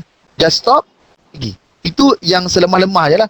Kita terus tinggalkan. Ataupun dia nak sentuh pada private part ke apa semua, aku dulu elok kau kecil masa beringos, pegang. Jangan nak samakan masa zaman kanak-kanak dengan zaman sekarang. Tubuh badan semua dah berubah dah. Dah boleh jadi mak budak dah pun. Kan, kenapa masih lagi menganggap orang tu adalah seorang kanak-kanak? Jadi kita tinggalkan terus tempat tu. Benda ni juga terpakai kepada mereka yang berlaku gangguan seksual kat pejabat sekalipun. Bersama dengan mahasiswa, you kat kafe ke, kat mana ke, ada macam ni saja, tinggalkan perbincangan itu. Termasuklah dalam WhatsApp group, tinggalkan perbincangan tu. Ya, you mute ke selama setahun ke, ya, silentkan je grup berkenaan. Ataupun nak paling dahsyat, left lah. Tapi sebelum left, bagilah ayat power sikit dalam tu. Ya, sebagai contoh, anda kan ada grup reunion kawan-kawan sekolah dulu. Kadang-kadang bila jadi grup reunion menjadi tempat membawang, tempat bersembang benda-benda lucah macam ni, malam Jumaat segala bagai. Ya, kita boleh je sound direct kat situ, kita sebutkan. Ya, saya ada dalam grup ni sebab saya sayangkan ukhuwah kita dahulu. Tapi bila mana kita dah besar, kita dah mungkin ada anak sekarang ni, ya, tapi kalau perangai kita masih lagi tak berubah, masih lagi bersembang lucah, kita nak hasilkan anak yang macam mana nanti? Ya, saya dah tak sanggup lagi bersama kat dalam ni. Jadi saya minta izin pada admin, saya akan left. Ya. Kita kena tegas dengan benda-benda macam ni. Barulah individu berkenaan nak kata sentak. Tapi saya yakin bila you left, dalam tu lah dia akan kata, alah, relax lah, itu pun nak touching sangat. Kita orang gurau kepala bapak kau. Benda ni memang asyik-asyik bergurau. Itu yang orang tak serius tentang benda ni. Berbalik kepada pakcik tadi, satu, kita tinggalkan tempat tu. Yang kedua, kita kena berani berkata tidak, ya. Tapi bahasa tu, walaupun kita tahu perbuatan itu adalah benda yang jahat, tetapi kadang-kadang yang membuatkan orang salahkan kita, cara kita mengendalikan kes berkenaan. Hingga orang rasa individu tu mungkin dia nampak baik, tapi kita kata, diam lah, orang tua terkutuk, orang ajar kau. Lepas tu kita panggil BABI pula pada dia. Ya. Kadang-kadang individu tu dah salah dah, tetapi bila kita respon dengan cara macam tu, walaupun kita berhak untuk kata, tetapi orang sekeliling akan nampak kita yang biadab. Nampak tak bagaimana susahnya kita nak selesaikan benda ni? Yang kita buat, stop pakcik, saya dah besar. Ya? Tak boleh macam ni. Kalau anak pakcik, orang macam ni, mesti pakcik pun tak selesa. Ya? Ini tubuh badan saya berhak untuk tentukan lah. Sorry pakcik, saya bukan nak mengurus hati pakcik, tapi benda ni tak boleh. Kita cakap baik-baik pada dia. Ataupun kita kata je, pakcik, apa yang pakcik buat ni adalah salah. Saya belajar ke IPT semua ni bukan sekadar saya belajar accounting saja, bukan saya belajar untuk dapat pekerjaan saja, tapi saya belajar untuk protect diri saya kalau hal macam ni berlaku. Ya, kita kena cerita lah. You sebagai seorang mahasiswa, individu yang ayah ada anak ke, kenalah tunjuk intelektual kita ni disalurkan ke tempat yang betul. Dengan cara apa? Teguran yang dia lakukan, orang boleh terima. Ya, dan mereka tu mungkin dia akan buat lagi benda tu, tetapi at least dia akan lebih berhati-hati kepada kita. Saya nak cerita kenapa kadang-kadang lelaki-lelaki yang dah berkahwin ni, tambah-tambahkan dari 50-60 tahun ke atas ni, dia ada masalah seperti ni. Kendak seksual dia ataupun perlakuan, ungkapan, cara bercakap membuatkan kita rasa dia ni dah ada anak ya. Kadang-kadang dah ada cucu, tapi kenapa masih lagi menggatal? Kenapa masih lagi sebut benda-benda macam ni? Sebenarnya macam ni tuan-puan, nak sebutkan berkaitan dengan pendidikan seksualiti ni, dia sebenarnya bukanlah satu pendidikan yang hanya untuk kanak-kanak saja, tetapi pendidikan seksualiti adalah pendidikan sepanjang hayat. Pendidikan sepanjang hayat untuk semua golongan. Ya, bukanlah memasuk untuk kanak-kanak saja kita educate, tapi mereka yang sudah berusia sekalipun, pendidikan seksualiti yang perlu ada pada mereka pun perlu difahami supaya mereka ni boleh lagi melakukan hubungan seksual walaupun 50 tahun ke atas. Dalam masyarakat kita, bila ada individu yang perempuan dah menopause, dah kering, dah tak ada keluar darah haid, ya, biasanya keinginan untuk melakukan hubungan intim tu semakin rendah. Tetapi yang lelaki, walaupun mereka 70 tahun, 80 tahun, keinginan daripada segi fisiologi dia masih lagi berkehendak dan mampu untuk melakukan perbuatan ataupun aktiviti berkenaan.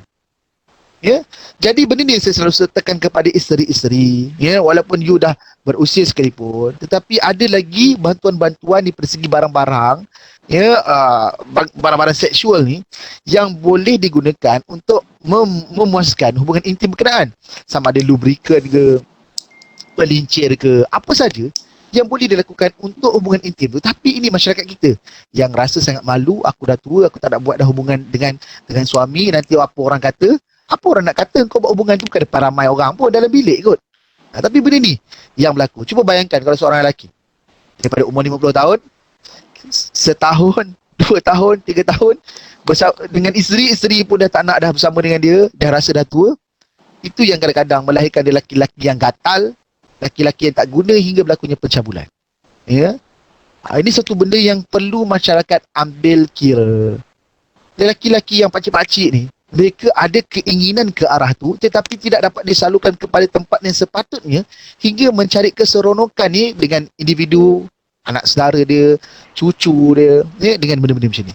Walaupun kita dapat macam victim blaming pula, sebenarnya saya nak cerita situasi yang berlaku.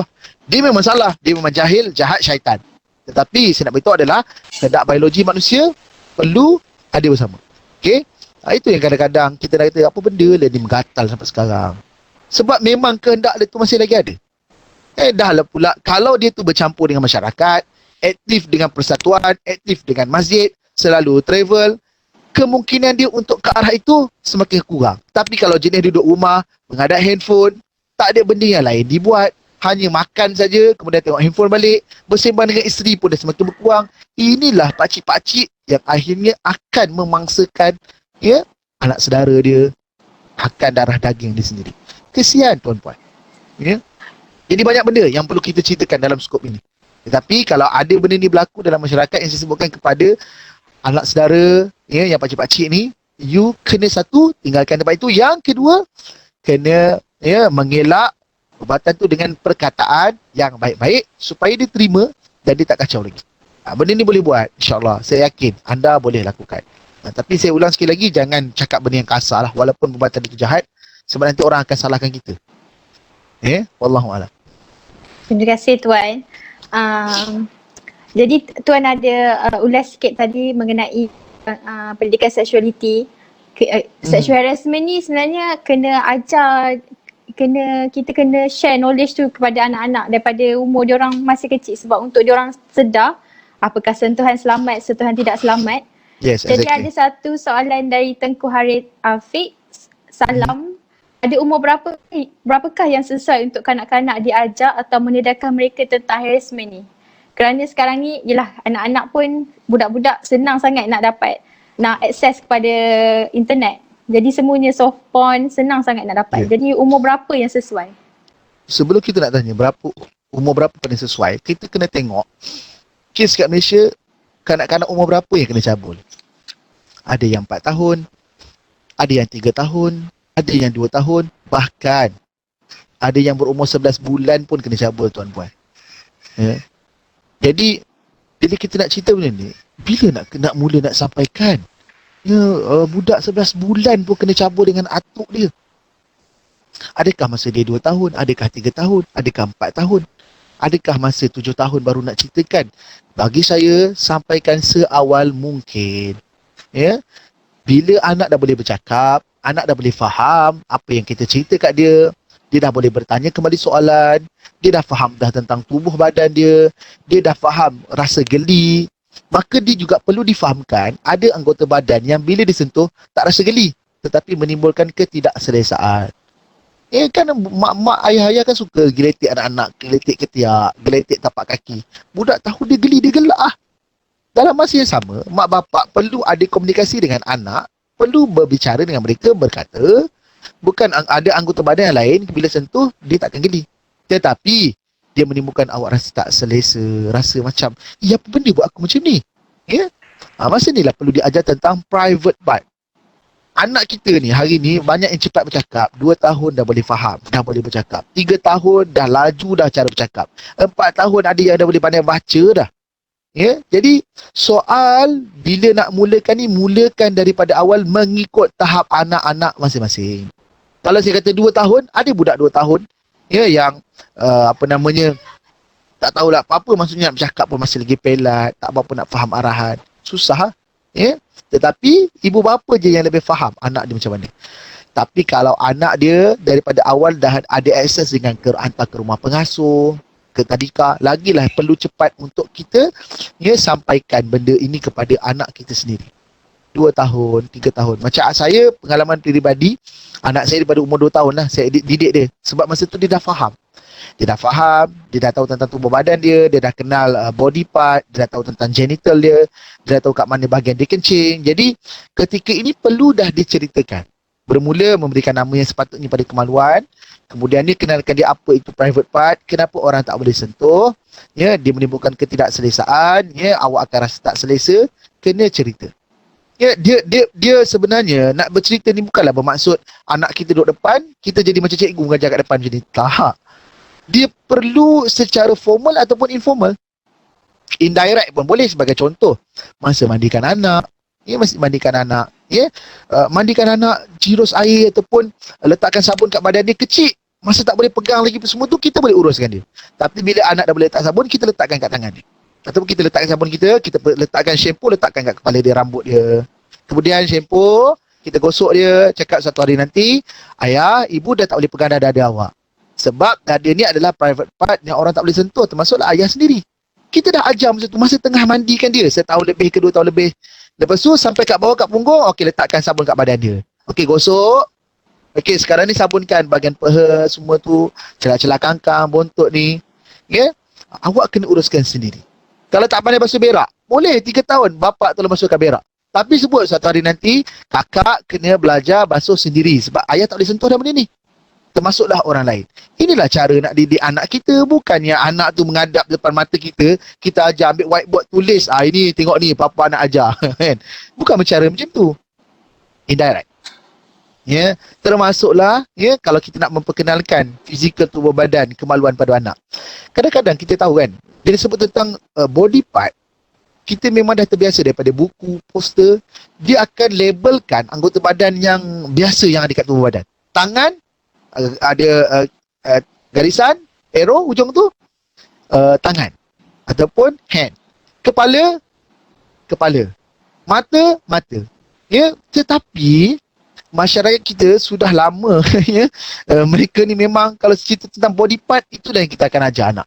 Bila kita ajar anak kita body part ni, daripada anak tu kan masih bayi, kita dah sebutkan. Sebagai contoh, anak masa kita siapkan lepas mandi, baby, budak-budak kecil dia suka genggam tangan kuat-kuat kan. Apa kita kata? Kuat je genggam tangan. Walaupun kita ni, anak tu dia tak faham, mata dia pun masih lagi sama-sama melihat kita, tetapi kita dah sebut, kuatnya genggaman tangan awak, jari-jari dia Masya Allah comelnya. Jadi anak akan tahu ini adalah jari, ini adalah tangan, walaupun masih lagi bayi. Dia akan panggil apa? Secara tak sedarnya anak akan tahu itu adalah tangan. Begitu juga dengan rambut, dirapikan. Dia nak tahu ini adalah rambut, ini adalah telinga, termasuklah kemaluan. Sebab tu saya sebutkan tadi, bila ada poster, ada buku-buku, bahagian kemaluan, jarang dilabelkan apa nama kemaluan. Sebab kemaluan ni memang dah terlalu lama dianggap sebagai privacy, dianggap sebagai lucah, sesuatu benda yang tak patut diceritakan, sesuatu benda yang memalukan. Sebenarnya, kemaluan juga adalah body kita. Bahagian tubuh badan yang ada fungsi, yang ada peranan. Kenapa kita nak kesampingkan peranan ataupun tujuan Tuhan beri pada kita genital berkenaan? Bila ibu bapa menutup ruang perbincangan, bercerita tentang kemaluan dengan tidak memberikan nama yang tepat kepada kemaluan, itu yang budak-budak jarang nak merujuk ibu bapa kalau sesuatu berlaku kepada tubuh badan dia, terutama pada bahagian kemaluan. Sebab dia tak tahu nak cerita macam mana, Sebab kita terlalu mengelak menjawab soalan anak berkaitan dengan private part.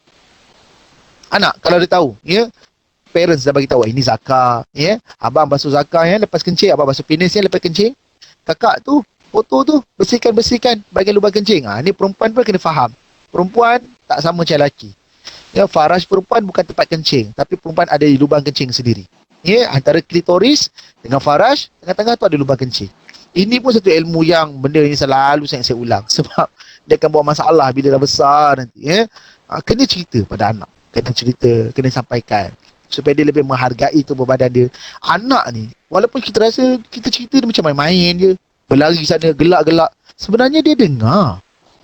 Itu kadang-kadang, walaupun saya cerita pada anak saya 2 tahun, 3 tahun, bila dia 4, 5 tahun, dia mula akan sampaikan kepada sepupu dia pula yang sama baya dengan dia. Siap dia educate lagi sepupu dia. Sebagai contoh, kan, akak ipar saya, dia mengandung. Anak saya ni baru 5 tahun. Perempuan, memang banyak bercakap. Dia kata, anak saya tanya, bila mama awak akan lahirkan anak kan? Entahlah, mama pun tak tahu. Nanti mama bedah kat perut. Lepas tu, baby bukan dalam perut. Anak saya kata, baby bukan dalam perut. Perut tu tempat makanan. Kan Abi kan? Baby dalam rahim, dia kata bukan dalam perut. Jadi budak ni, daripada awal dia dah faham. Kalau kita sampaikan benda ni lebih awal. Tapi kalau parents tak membuatkan komunikasi tentang private part, kenapa ibu boleh keluar darah haid, kenapa benda ni tak boleh disentuh, kita tak biasakan bercerita, itu yang awkward. Bila mendapat pertanyaan seperti ini, susah. Macam mana kita nak jawab? Letter frame, anak kata begitu, cerita pasal dia, tiba-tiba dia muncul. So itu perkara-perkara yang boleh disampaikan. Jadi sekali lagi saya ulang, bila nak mulakan pada awal mengikut tahap kefahaman anak kita yang lebih kenal anak kita sendiri. Tapi kalau anak kita ada akses lebih awal dengan rumah pengasuh, dengan individu di tadika, lebih awal perlu diajar supaya kita tak mengelakkan masalah lebih besar akan berlaku. Terima kasih Tuan. Secara simpelnya jawapan dia sebenarnya sejak awal tu je kan. Itu di atas kanak-kanak itu sendiri, mereka, kelakuan mereka. Jadi adalah sebelum saya tak terus ke soalan, saya sekadar peringatan diminta untuk semua peserta program untuk mengisi satu lagi borang maklum balas selepas program dan juga borang e-certificate yang akan dikongsi di ruangan chat box. Jadi soalan, berapa ramai yang join kita punya meeting hari ni? Saya tak tahu nak tengok kat mana berapa ramai yang ada. Ada ramai mana ni? Participants.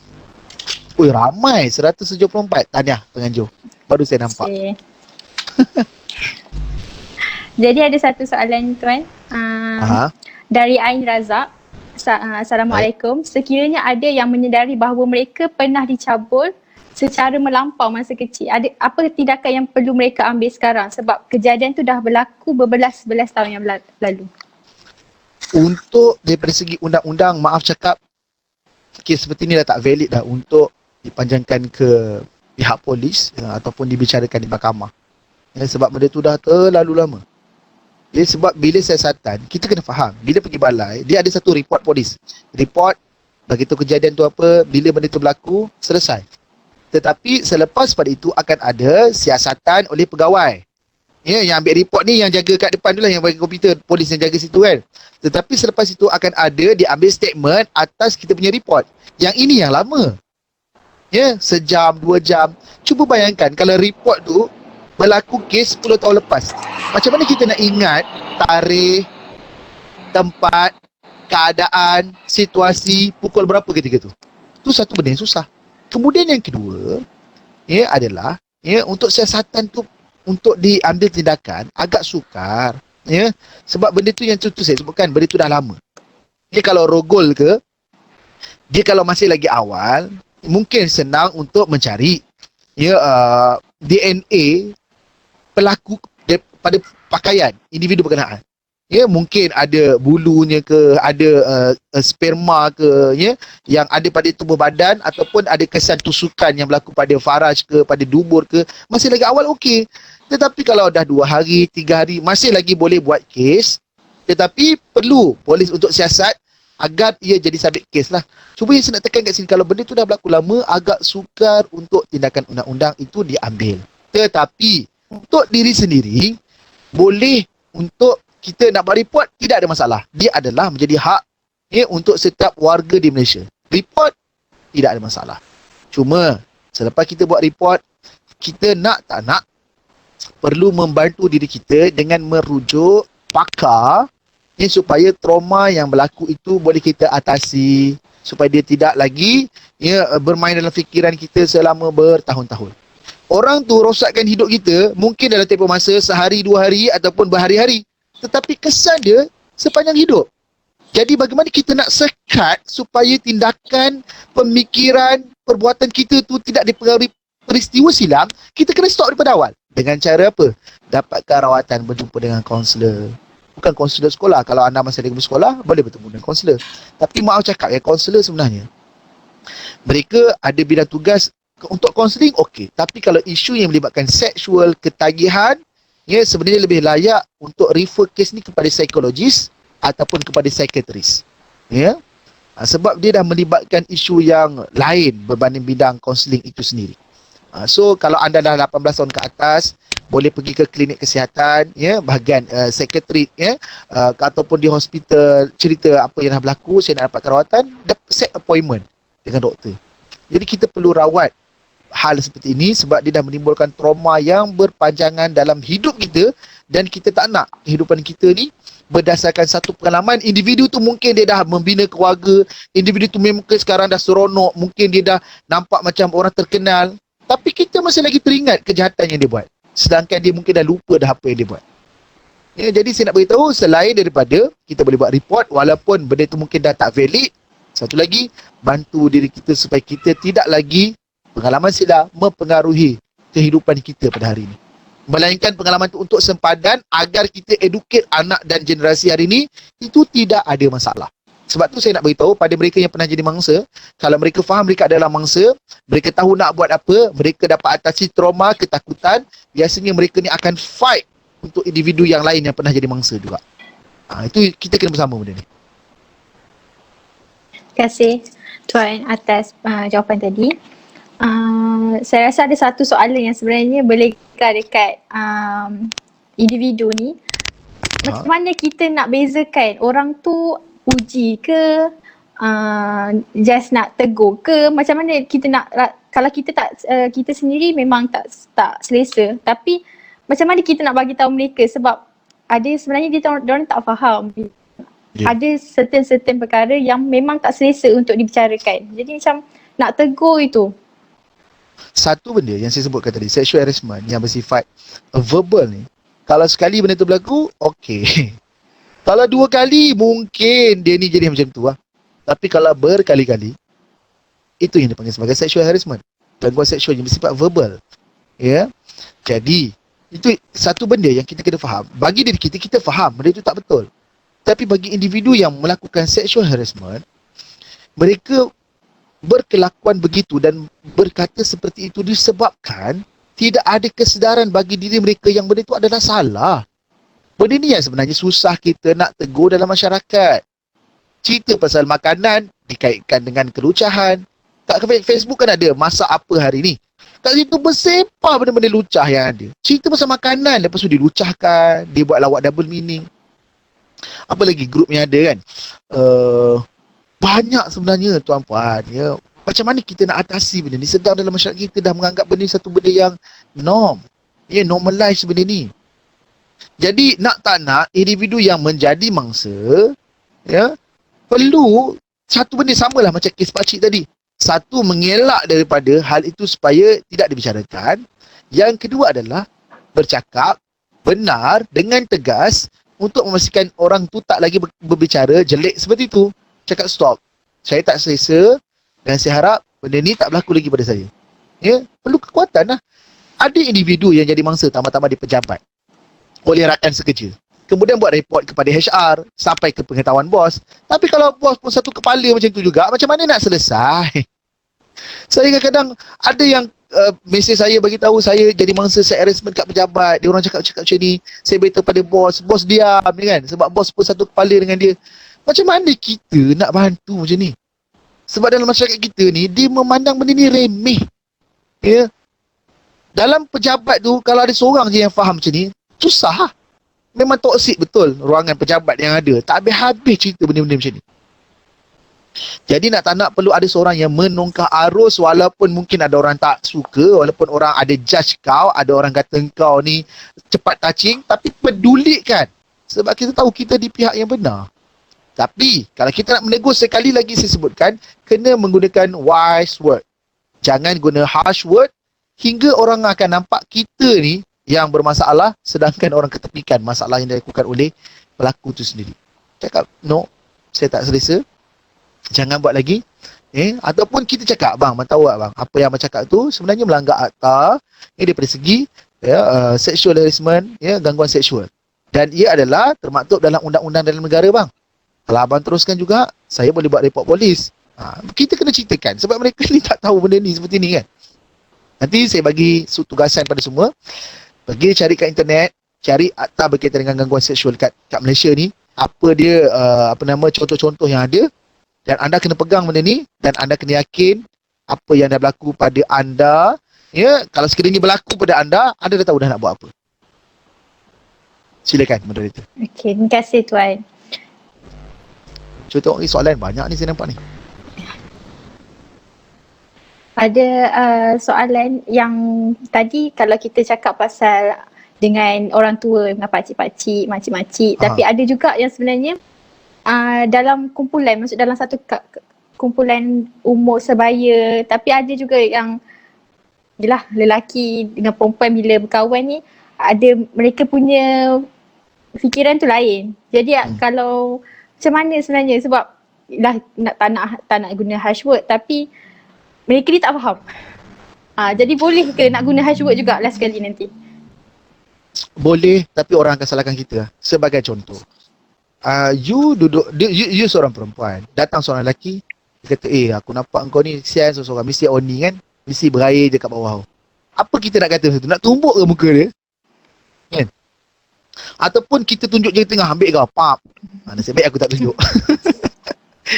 Bila kita bertindak dalam keadaan yang seperti ni, betul aku hajar gila, tiba-tiba cakap macam tu.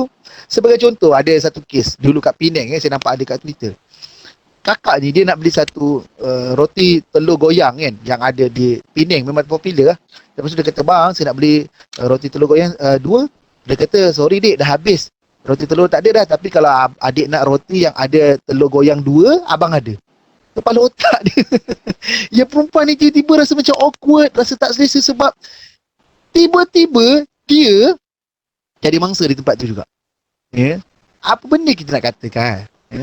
Sebab itu yang saya nak sebutkan, benda ni dia dah jadi normalisasi dan normalize, sehingga kan individu yang jadi mangsa tu sendiri yang banyak berfikir, apa aku nak buat, apa aku nak cakap, sedangkan yang patut berfikir ni adalah pemangsa tu sendiri yang nak melakukan sexual harassment tu sendiri. Betul ke apa aku cakap ni? Elok ke apa aku cakap ni? Tetapi hari ini yang saya nampak, kita bicarakan pada sudut pandangan mangsa semata-mata. Jadi kawan-kawan hari ini, selain daripada kita nak mengelak daripada jadi mangsa, tolong jangan jadi pemangsa tanpa kita sedar. Sama batch, lagi senang kita nak tegur. Aku cakap, aku nak beritahu kau, apa yang kau cakap tu salah. Tak boleh macam ni. Jangan maki lah saya nak sebutkan. Jangan sebut perkataan babi, jangan sebut bodoh, sial, celaka, semua ni. Jangan. Akhlak, ungkapan, percakapan kena cakap juga, tetapi elakkan menggunakan harsh word yang saya sebutkan tadi. Kalau tak, nanti dia tak akan selesai masalah, dia akan jadi perbalahan. Orang akan kata engkau ni itu tak boleh, ini tak boleh, tak nak kawan dengan kita. Sedangkan kita di pihak yang betul. Jadi betulkan cara teguran kita. Saya tak boleh nak spesifikkan bagaimana, kita je yang tahu bagaimana situasi itu berlaku. Saya no. Aku tak selesa, jangan buat macam ni lagi. That's all. Seperti mana macam ni lah saya beritahu sebab kita kena berani berkata tidak kepada benda yang salah. Itu. Kalau kita tak berani untuk berkata tidak kepada benda yang salah, itu yang orang akan anggap kita ni boleh dipengaruhi dan kita ni boleh dimangsakan. Maafkan Siapa saya, ada antara penonton kita lupa nak tutup mic ke? Dia dengar iklan kat TV pula.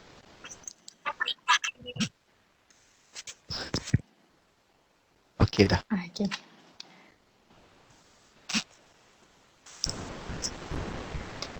Jadi kita dah nak akhir dah sesi perbincangan kita. Ada satu lagi soalan. Kita sampai pukul berapa? Baru pukul 11 kan? Kita rancangan dalam habis 11.30. Dah lambat lagi. Boleh je soalan ni? Boleh. Apa tindakan kepada orang yang kepada seks LP dalam media yang mengakibatkan sexual harassment itu berlaku? Sebab kebanyakan dalam media ramai yang memakai pakaian yang menonjol yang menyebabkan pemangsa do something, buat perkara yang tidak, sebab biasalah media kan macam-macam ada dalam tu. Jadi Media sosial ke, media laporan berita ke, macam mana? semua dalam konteks Sosmed, media sosial. TV, social media, di TV sekalipun. Pakaian sebenarnya yang salah satu penyebab mereka ni lagi berani nak buat gangguan tu. Satu benda, kalau kita nak cerita tentang pakaian yang mendorong kepada pencabulan, yang mendorong kepada rogol, sebenarnya kita kena faham beberapa isu kat sini. Isu rogol, isu pencabulan totally salah kepada pemangsa. Pakaian macam mana sekalipun, bertudung, pakai niqab, tidak bertudung, pakai seksi, tetapi kesalahan kepada pemangsa. Jadi ada yang kata, liberal je botak. Kita kena bezakan. Tetapi kalau kita tidak mahu mengundang komen-komen yang bersifat seksual, individu yang datang pada kita menggambarkan tubuh badan kita, elakkan berpakaian seperti itu. Tapi ada kata, bang, yang tu pakai tudung elok yang aku tengok, tapi kenapa dia kena cabul juga? Sebab itu saya sebutkan masalah kepada pelaku. Ya, tetapi bila kita ada kuasa untuk menghalang hal seperti itu daripada berlaku pada kita, kita buat semampu yang mungkin, walaupun tidak menjamin kita terhindar daripada menjadi mangsa gangguan seksual. Lakukan. Sebab itu saya banyak mengambil contoh apa yang Tuhan sebutkan. Dalam surah An-Nur ayat 30 dan 31. Biasa kalau sebut tentang isu ni, orang akan nampak surah An-Nur ayat 31. Wahai wanita beriman, tundukkan pandangan, pelihara kehormatan, kemaluan dan menutup aurat. Jadi mereka akan huraikan aurat perempuan kepada siapa boleh tunjuk, pada siapa tak boleh. Perempuan tak tutup aurat, maka mereka mudah jadi mangsa. Benda tu betul. Tetapi ayat 30 dulu, jangan terlupa. 31 Tuhan kata kepada wanita beriman. 30 kepada lelaki. Wahai lelaki-lelaki beriman. Ya ayyuhallazina amanu. Wahai lelaki-lelaki yang beriman. Tundukkan pandangan dan pelihara kemaluan. Ya.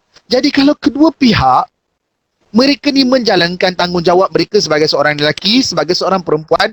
Jaga tunduk pandangan ni bukanlah bermaksud kau jalan kat fakulti, jalan tunduk terantuk kat dinding segala bagai. Tak. Tetapi menunduk pandangan daripada benda yang merangsang seksual kita. Hal macam ni susah dah kita nak tunduk pandangan sebab kita pampang kat merata tempat. Billboard tepi jalan, iklan dalam YouTube.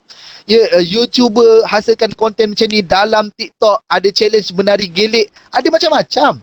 Jadi macam mana dalam situasi macam ni, lelaki nak menundukkan pandangan juga perempuan itu sendiri? Lakukan yang sehabis baik. Sebab kalau kita tak menundukkan pandangan, pada semudah-mudahnya yang ada depan mata ni, kita akan pergi lebih dahsyat pada itu. Apa? Tidak menundukkan pandangan dengan video lucah, pornografi. Bila porn menjadi tontonan, bila porn dianggap satu benda yang biasa, bila pornografi dilucahkan, bila pornografi, memang pornografi itu lucah, tetapi melucah-lucahkan dengan memberikan komen ataupun post bersifat pornografi.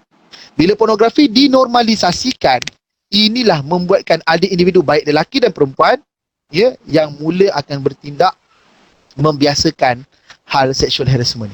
Itu yang saya sangat takutkan. Itu sebab itu perintah awal pada lelaki dan perempuan yang beriman, tundukkan pandangan, jaga pandangan. Kalau kita tak mampu ni, dia akan pergi kepada yang kedua. Ya?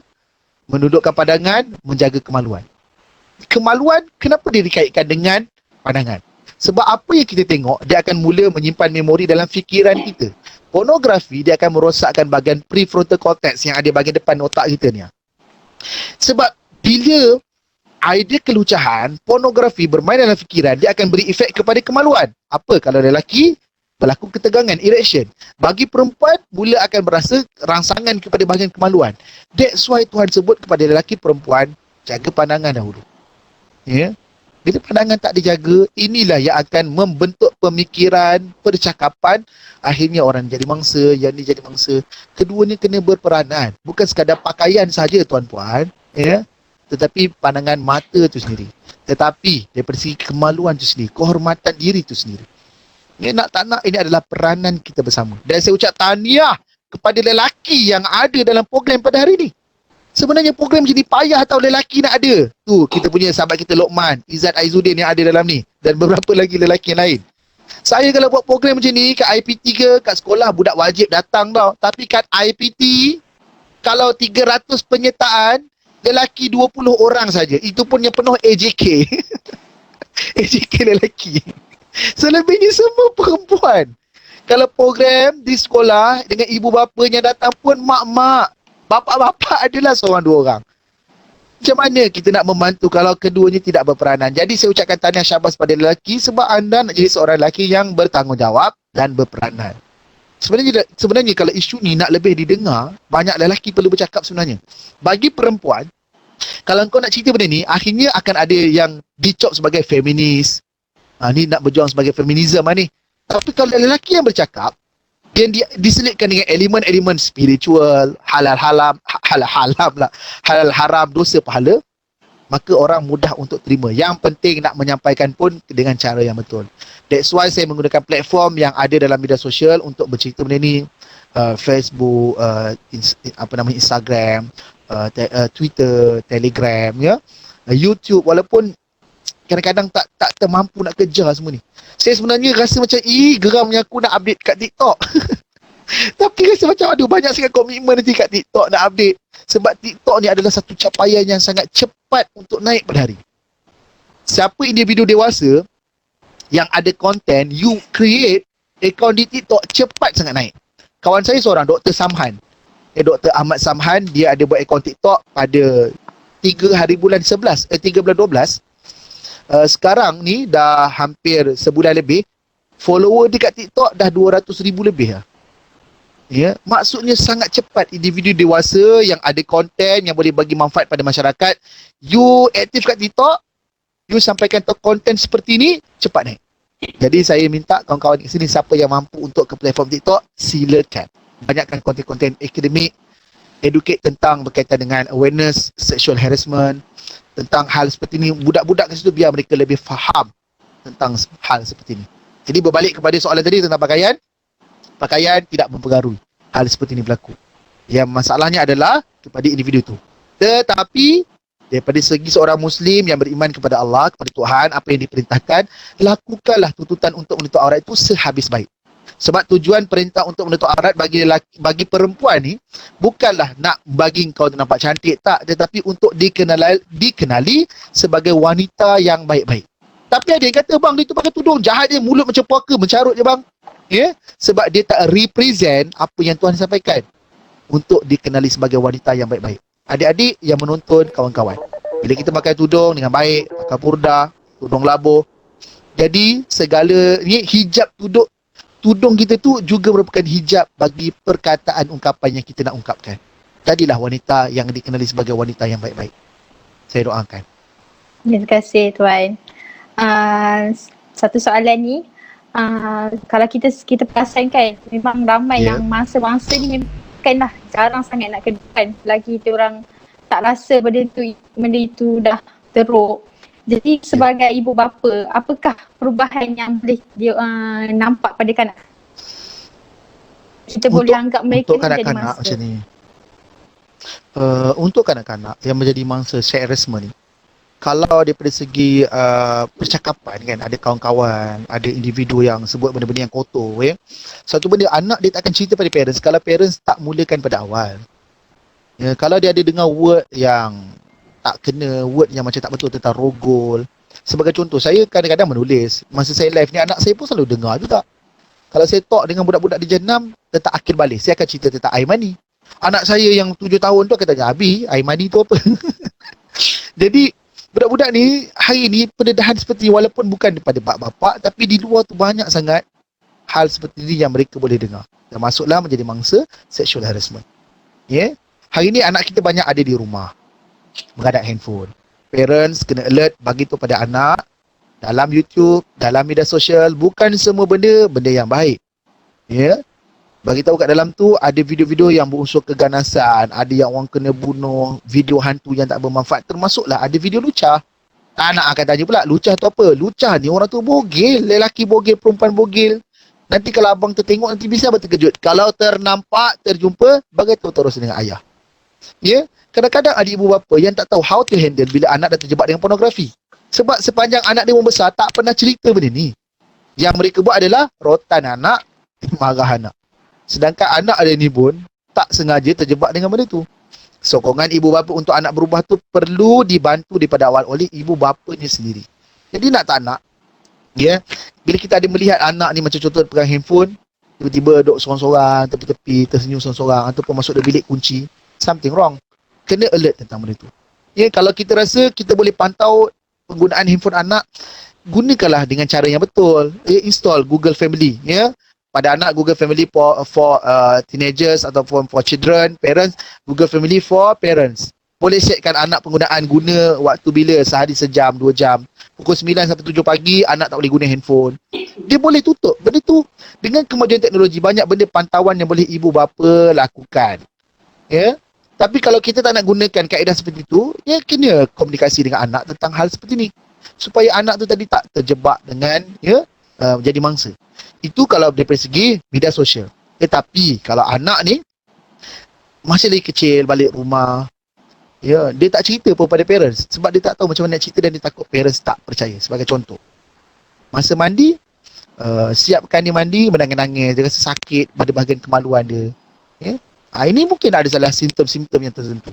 Ataupun budak yang lelaki, tiba-tiba baru 4 tahun, 5 tahun, pegang zakar dia, menggosok-gosok macam tengah buat masturbation. Ini something wrong. Mungkin ada individu yang melakukan hal seperti itu pada kemaluan dia. Ataupun dia pernah tengok sesuatu benda yang tak elok. Ataupun anak perempuan, pada vagina dia, dia pergi pada sudut-sudut bucu meja ke.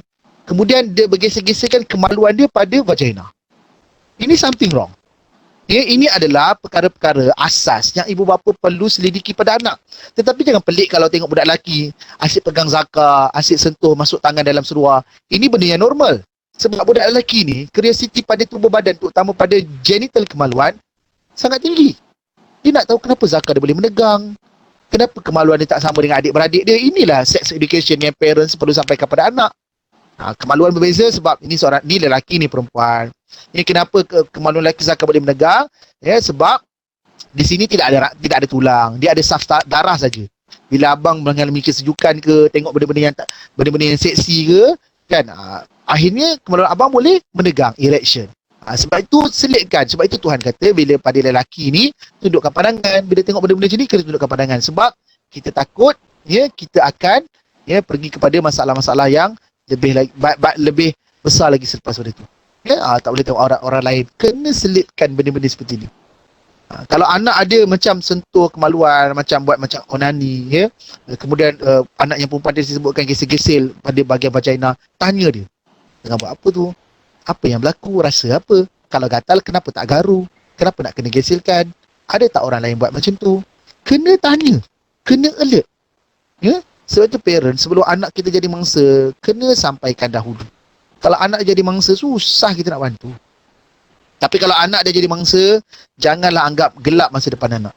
Masih lagi sempat untuk dibantu, report polis, kemudian dapatkan rawatan di hospital. Anak ni daripada kecil perlu dirawat untuk bertemu dengan psikiatris. Ya, kalau tak, nanti akan bertambah kes-kes depression, ada rasa macam nak bunuh diri, stres yang berpanjangan. Kesian. Terima kasih Tuan. Soalan yang terakhirlah dari pihak penganjur. Mungkin ada pesanan Tuan untuk ahli komuniti yang mengikuti program kita hari ini. Bukan saja dari aspek bakal menjadi mangsa atau pernah menjadi mangsa, tapi dalam konteks mereka ni mungkin akan jadi predators akan datang. Pesanan sikit Tuan. Bila kita Nanti saya jawab tapi saya nampak ada soalan penting saya perlu jawab. Sekejap bolehkah kita kaitkan kurangnya pendidikan seks dalam masyarakat dengan kurangnya kesedaran terhadap sexual harassment? Betul lah tu. Nak buat macam mana? Bila sebut tentang pendidikan seks, orang dapat seks. Orang dapat benda terlucah tak patut diceritakan. Jadi tak selesai masalah. Okey. Itu yang saya sebutkan, pendidikan sexuality perlu bermula dalam rumah. Saya pun bulan lepas saya dah hasilkan e-book formula mudahnya mendidik pendidikan sexuality kepada anak sendiri. Saya nak educate parents supaya sampaikan benda ni kepada anak dulu sebelum orang lain sampaikan. Cuma e-book tu dah tak available lah, tapi kalau nak dapatkan juga boleh layari pendidikansexuality.com. Pendidikansexuality.com boleh isi form untuk waiting list. Mungkin nanti akan datang saya akan pasarkan semula lah untuk format e-book. Ada 2 e-book, satu tentang pendidikan sexuality, second tentang pornografi. Lepas tu ada 5 video yang saya lampirkan kepada mereka yang beli lah. Okey, satu lagi tu ada soalan. Patut tak pendidikan seks ni dilaksanakan dalam sistem pendidikan kita hari ni? Sebenarnya nak laksanakan je lah. Cuma nama tu lah yang akan jadi kontroversi sampai ke hari ni. Tak selesai-selesai tentang nama, tukar nama. Sebenarnya tentang pendidikan sexuality di sekolah ni, dia dah ada disampaikan dalam subjek tentu, dalam pendidikan kesihatan, dalam sains, pendidikan Islam, subjek moral. Okey? Dia dipanggil sebagai merentas kurikulum. Dia tidak ada subjek khusus pendidikan sexuality. Tetapi dia ada dalam subjek-subjek tertentu yang saya sebutkan tadi, merentas kurikulum.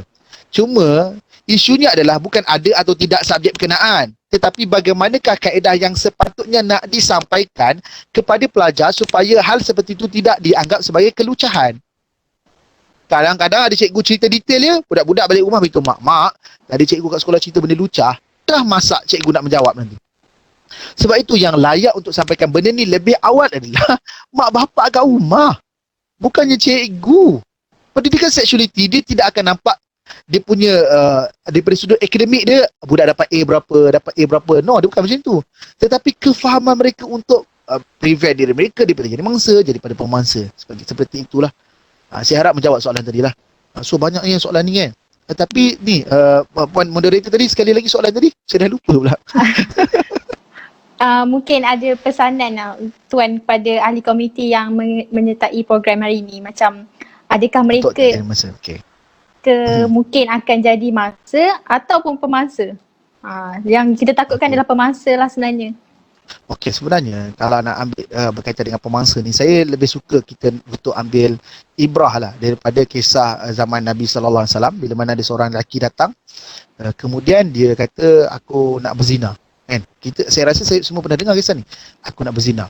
Masa tu sahabat-sahabat Nabi memang panik lah. Apa benda ni? Kurang ajar lagi dia datang pada Nabi minta izin untuk berzina tau.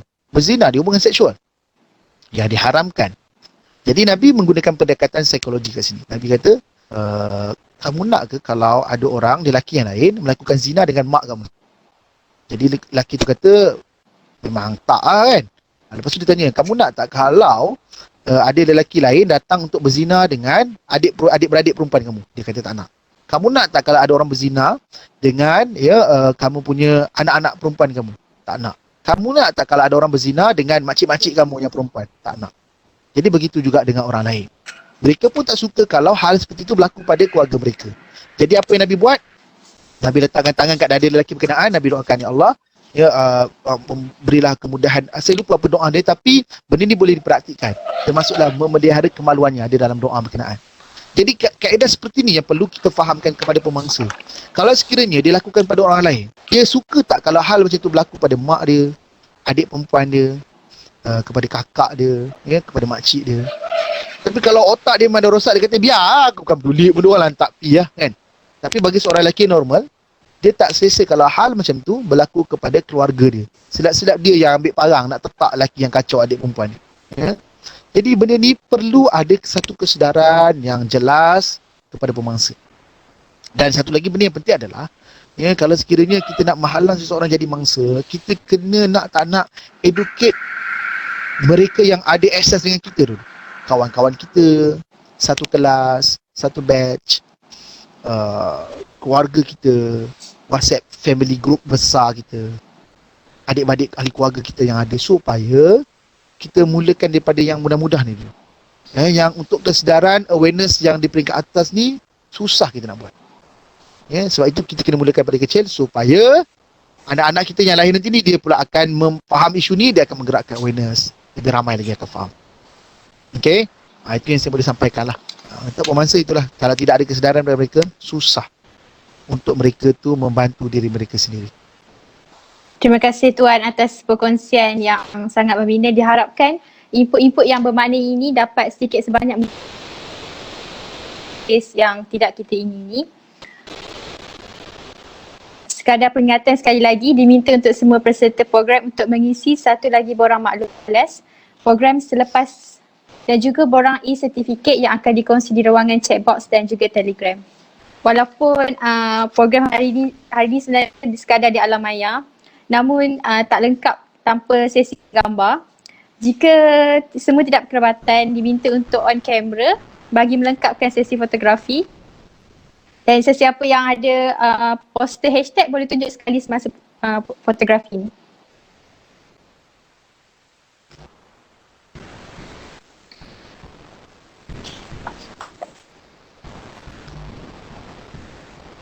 Dah, tengok gambar dah. Ada sedia ke? Sedia.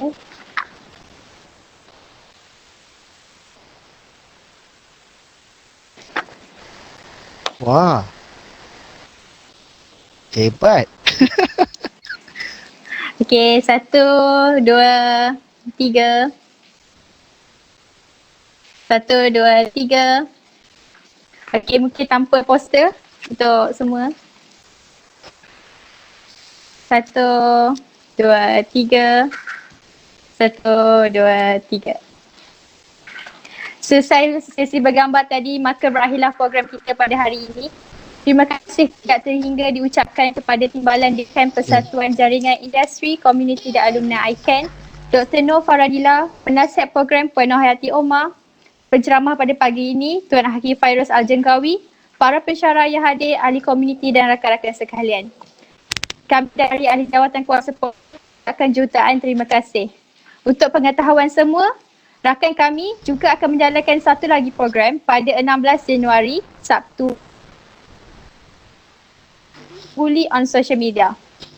Semua boleh mendapatkan lagi info dari media sosial Instagram mereka, Badis Nak Bulis. Sekian, wabillahi taufiq wa hidayah. Wassalamualaikum warahmatullahi wabarakatuh.